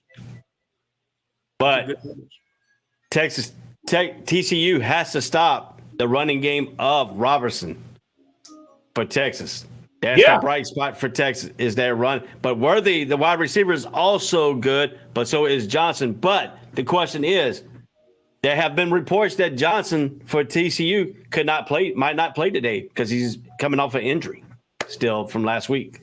There's a receiver for Texas that kind of plays like Cheetah for Miami Dolphins that plays on Sundays. This kid, I cannot remember his name, but he does not stop running or communicating with the quarterback.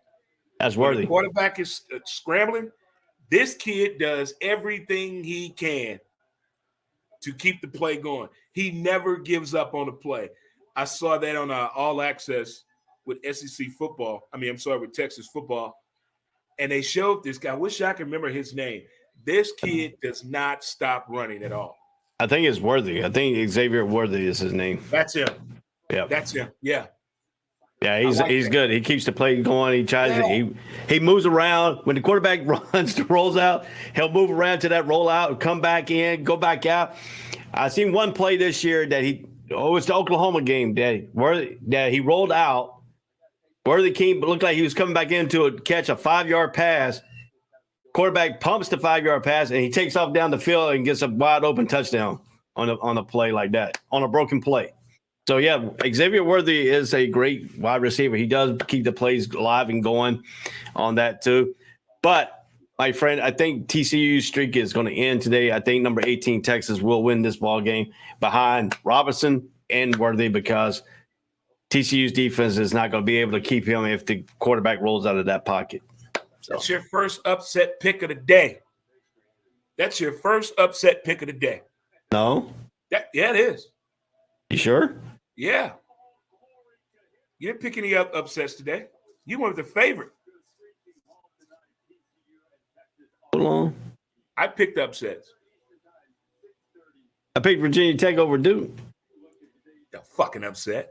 That is an upset.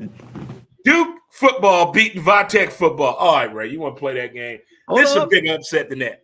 Hold up. I did. I picked Purdue over Illinois. Number 21 ranked Illinois. I picked Purdue.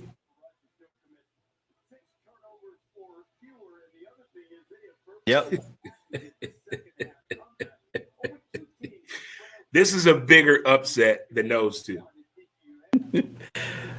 But I'm taking Texas. I think the Longhorns. I'm taking TCU. So you didn't pick the upset on that one. You picked the favorite on that one. Yeah. I got Just letting you know. Yeah.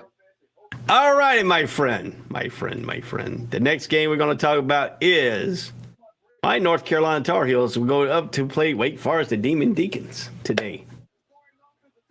Even though Carolina's ranked number 15 in the nation, Wake Forest is not. Wake Forest is favorite in this ballgame. Damn. Yeah. No respect to Carolina. That quarterback situation. How's that doing? Well, put it this way. The redshirt freshman, Drake May, is out playing Hartman for Wake Forest. Hartman in the last few games has thrown interceptions after interceptions. He did it against North Carolina State. He did it against Louisville. That's why Louisville beat him, and that's why North Carolina State beat him. Hartman has 24 touchdowns and 9 interceptions so far this season. Drake May has 31 touchdowns and 3 interceptions. You said Drake 31? 31 touchdowns and 3 interceptions. Is he going to New York? I don't know. Damn. All the Duke fans said we had too much hype. So I don't know. 31 touchdowns to 3 interceptions? Yep. How many passing yards he got? He has completed 222 out of 312 to 2,964 yards. Damn, he chucking that thing. We got to look at Shadir's numbers out of Jackson State before we get out of here. Hartman is 173 out of 276 attempts, 2,423 yards, 24 touchdowns, and 9 interceptions. But also, Drake May leads North Carolina in rushing, 114 carries for 513 yards and 4 touchdowns. So he is equaled out between the rushing and the passing touchdowns. He has over 35 touchdowns total this year for North Carolina. But A.T. Perry is always a threat for Wake Forest. 47 receptions, 711 yards, and 6 touchdowns. But we also got our main threat is Josh Downs, who is 63 receptions out of 693 yards, 8 TD. But he did miss 2 games this year, so he has done it in less two game than A.T. Perry has. He is catching back up. He's not going to go. He's going to be getting close to almost 1,000 yards if he keeps going where he's going right now. But like I said, Wake Forest is favored by 4 points in this ball game. They only giving Carolina 45.7% to 54.3% to beat Wake Forest. Didn't this game go very high scoring last year? Yeah, it went high scoring. North Carolina won at the end. They won it at the end. Yep. It's going to be a goat, man. I got Carolina winning this game, though. But I still like that. I can't believe those numbers, 31-3. My goodness. Yep. I got North Carolina winning myself. So, Samuel Hartman's he's got to be better than what he is right now.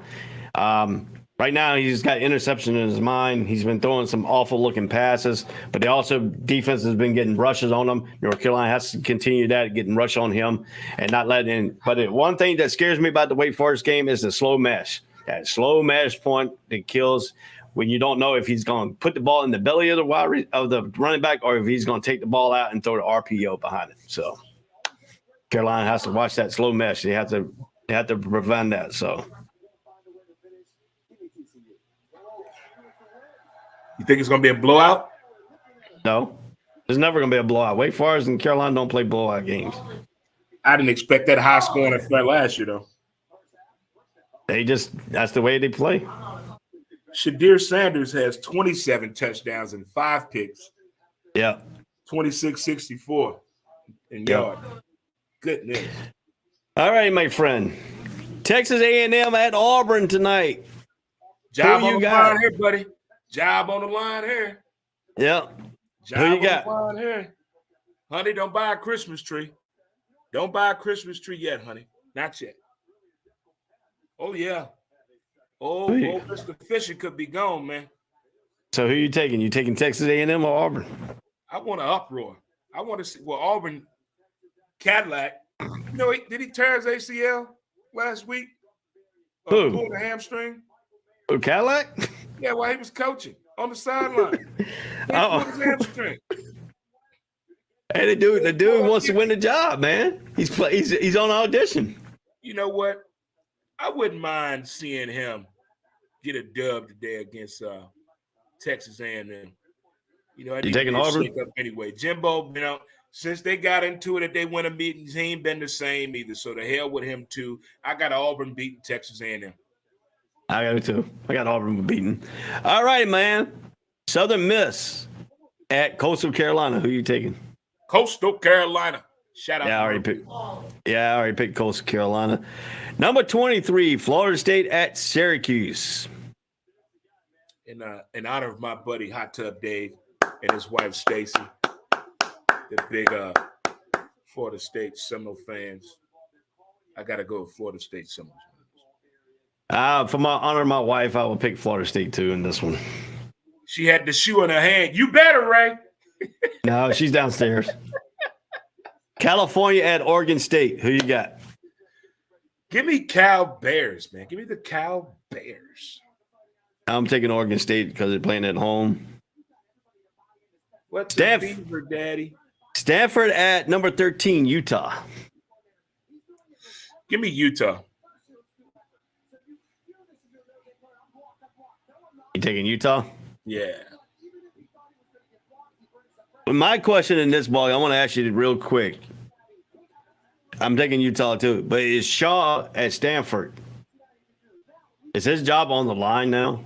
I thought he should have been fired 2 years ago, but I guess he must got some dirt on somebody because that program is falling too. Or maybe he's waiting on the change in the shift of the conference play next year. Maybe. All right, the next game is Arizona Wildcats at number 12, UCLA Bruins. How do you see this game going? Kelly. Chip Kelly got 1 loss and 2 losses this year. For them? Yeah. I may pull up the standings here. I think they got 1 loss. No, 2. Who, UCLA? Yeah. Oh, they got 1. Hold on. Oh, they got 1. They lost to Oregon. That's the only team they lost to. 1. Yeah. I see this team getting better and better and better and better. Again, I think everybody waiting on the shift next year to happen in college football for that region of the country, not just for its recruiting, but for its exposure. And everybody's tired of that overused term, strength of schedule. I want to see Chip Kelly do well with this team. I can see a long tenure here for this young man and really improving this program in ways that we didn't see coming, but we know the potential he has with recruiting. So I got UCLA winning this game. Yeah, UCLA winning this ball game. I got UCLA winning this ball game too. All right, my friend. Your next game that you're gonna pick will be Boise State at Nevada. Who you got? Ooh, I like Nevada's speed, man. They are so fast. Give me Nevada. You taking Nevada? I'm taking Boise State on that game. San Jose State at San Diego State. Who you got? How far are you from Thesla, Florida? Who, where? Thesla? How you spell that? Oh. We're by the sea, Florida. Is it windy where you at? It was. Huh. Okay. What's that matchup again? Boise State and who? Next game, you already picked Nevada. I picked Boise State. San Jose State at San Diego State. Ooh, the Aztecs. Ooh, they at San Diego State? Yep. Let me go with San Diego State. I'm taking San Jose State. Pull that victory out of there. Utah State at Hawaii. At 11 o'clock tonight. 808 in the building. 808 in the building. Let's go. 808 in the building. Let's go Hawaii. I took Hawaii in that one. So that ends our pick'ems. We have them all the games in today. So we got some good matchups here all throughout the day. So what are your aspects? What games are you going to watch today? The games I'm going to watch today. All right. I will tell you that right now. All righty. All right. The 11 o'clock games for sure are going to drive me nuts and insane. We all know that. I'm going to watch the Mizzou Tennessee game for sure. Going to watch the LSU Arkansas game, Notre Dame and Navy, and I'm also going to watch the Vatech and Duke game, and I'm also going to look at the South Florida SMU game. Yeah, those are my early games right there that I'm going to check out for sure right there. Yeah, I'm gonna watch my usual North Carolina game. I might go to a watch party. I'm not sure if I want to leave home or not to watch that game. Yeah, football? Yeah, we have a Carolina club here in Jacksonville. So we go some games we'll go together and we'll watch and stuff like that. So might watch that.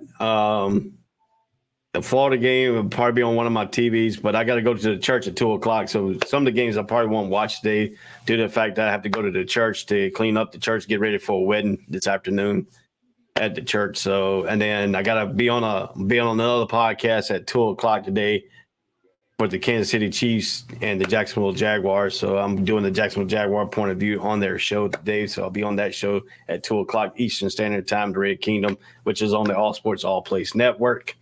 Hopefully my stalker will show up on that show too. So, I got a fan club and I got a stalker, It's amazing. It's amazing that you do a podcast a lot on a network and now you get a stalker of how good you got. So but anyway, let's talk about something real quick here while we got about 9 minutes here. I want to talk about Deion Sanders and what he has done at Jackson State University in his tenure there as a coach. At one point, he was an analyst on the NFL Network. Didn't see a coaching in his line of sight when he got out of football. I thought he was just going to be a straight competent. I didn't see no coaching coming out of this. So you didn't know surprised that me. Coaching? No, I wasn't expecting that.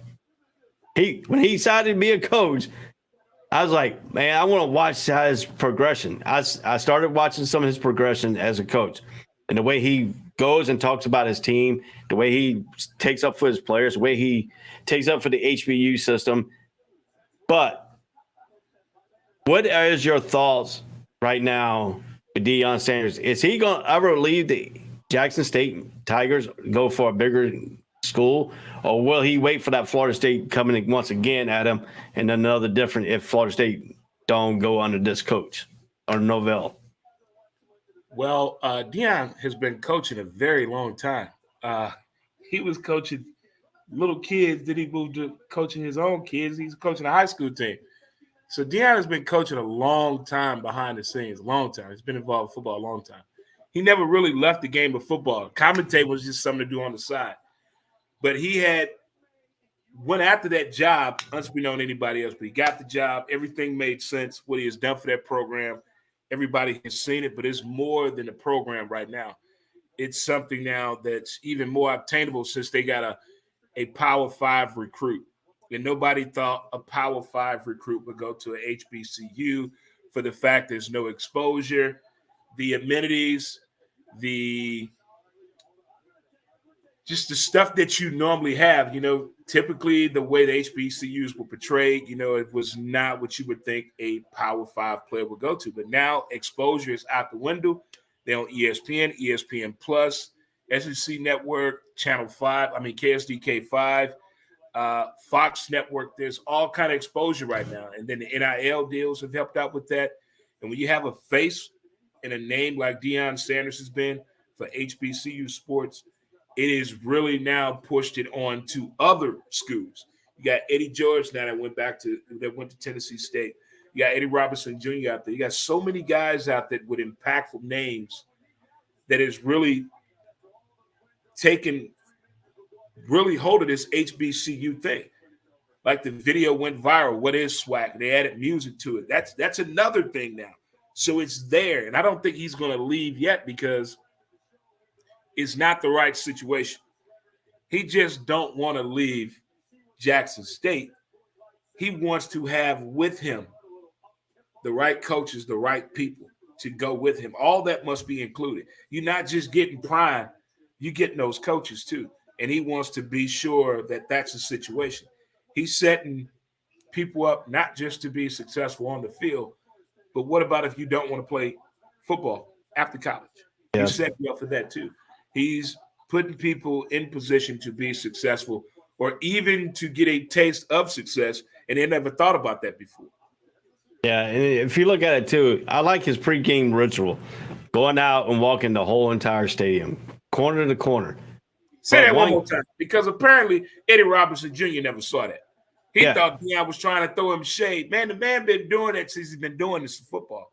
If you really want to know what Deion Sanders does for his pregame ritual, that pregame ritual going from one corner, all four corners of the stadium, it's just he just didn't start that. He did it when he was with Atlanta Braves. He walked the whole entire baseball stadium. He walked for the Falcons when they came to North Carolina to play the Washington Redskins at the time back in the 80s on a preseason game when Carolina's trying to get a football team. Went to Keenan Stadium, and he walked the whole four corners of the stadium. So this is not nothing new that Deion does. It's not showing up your team. It's just something he does. And the reason he does it, the story behind the whole deal is he walks all corners so he knows the layout of the field. That's the problem. That's the problem right there, because when the time he walked up for the stadium thing, Eddie Robinson Jr. team was in the pregame, doing that pregame. You know how you got the linemen stand behind it and you run your little offensive schemes and stuff, and stuff. But he was walking the field at that time. That's what the deception that Eddie Robinson was doing. He thought Deion was spying on them plays. But when Deion finally came out and called him and told him, no, I do this every single game. And I've been doing it from high school. He said he's been doing it from Pop Warner all the way through high school, all the way through the NFL, in Major League Baseball, and now. Then Eddie Robinson finally came out and said he was sorry about it. He didn't know that was his ritual. But I like the ritual. I give him props for it, man. Everybody has a ritual in sports. I'm probably sure you have a ritual before you hit record. You do something before you get into doing your thing. Some people probably don't know what it is, but some people do. But it means something to you. That's why we call it a ritual. Yeah, I get in clown outfits before I get on the show. I got to get my motivation being a clown, So, yeah. Yeah, I got a filter in my phone, one of them Snapchat, and put a clown face on me. I got to look, it make me look happy and stuff like that. Got to look the part over here now. Yeah. And down these parts over here. So, I mean, the guy got it half right when you say, oh, yeah, I'm a clown. I take it in a good way, So. You got to let that go, man. Let it go. I just pick with the dude, man. Just smile away. I do. I just get a kick out of it. It's just funny. Like when people say, you still got that little old podcast? Yep, I still got that little old podcast. Yeah. Hey. Smile and wave.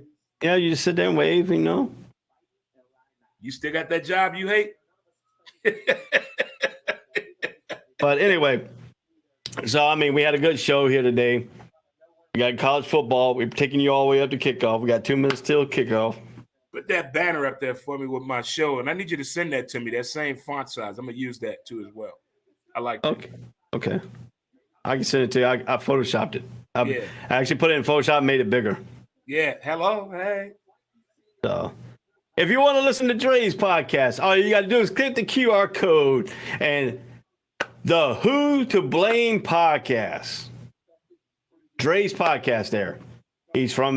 He's in that St. Louis, Missouri area. You see the arches, Yes, you can go up in the arch if you ain't never been to St. Louis. The best part of St. Louis is when North Carolina played the national championship and you go to the Mississippi River and you spit in it before they played the national championship. That's when y'all beat Carmelo. I was at that. I worked that event. Dude, No lie. It started back at night, and no lie, Dean Smith took him to the river and said, if you want to win a national championship, when we played in the Mississippi, you spit in the Mississippi River. So every player, the night of the championship game, they stopped by and they spit in the river, and they won the national championship. I'm checking my sources for a photo on that because I got a nosy photographer that lives downtown for the past 50 years. He takes pictures of everything. I'm going to reach out to him and say, yo, please tell me you got that photo. Yeah, that was a thing. I mean, you go and spit in the Mississippi River.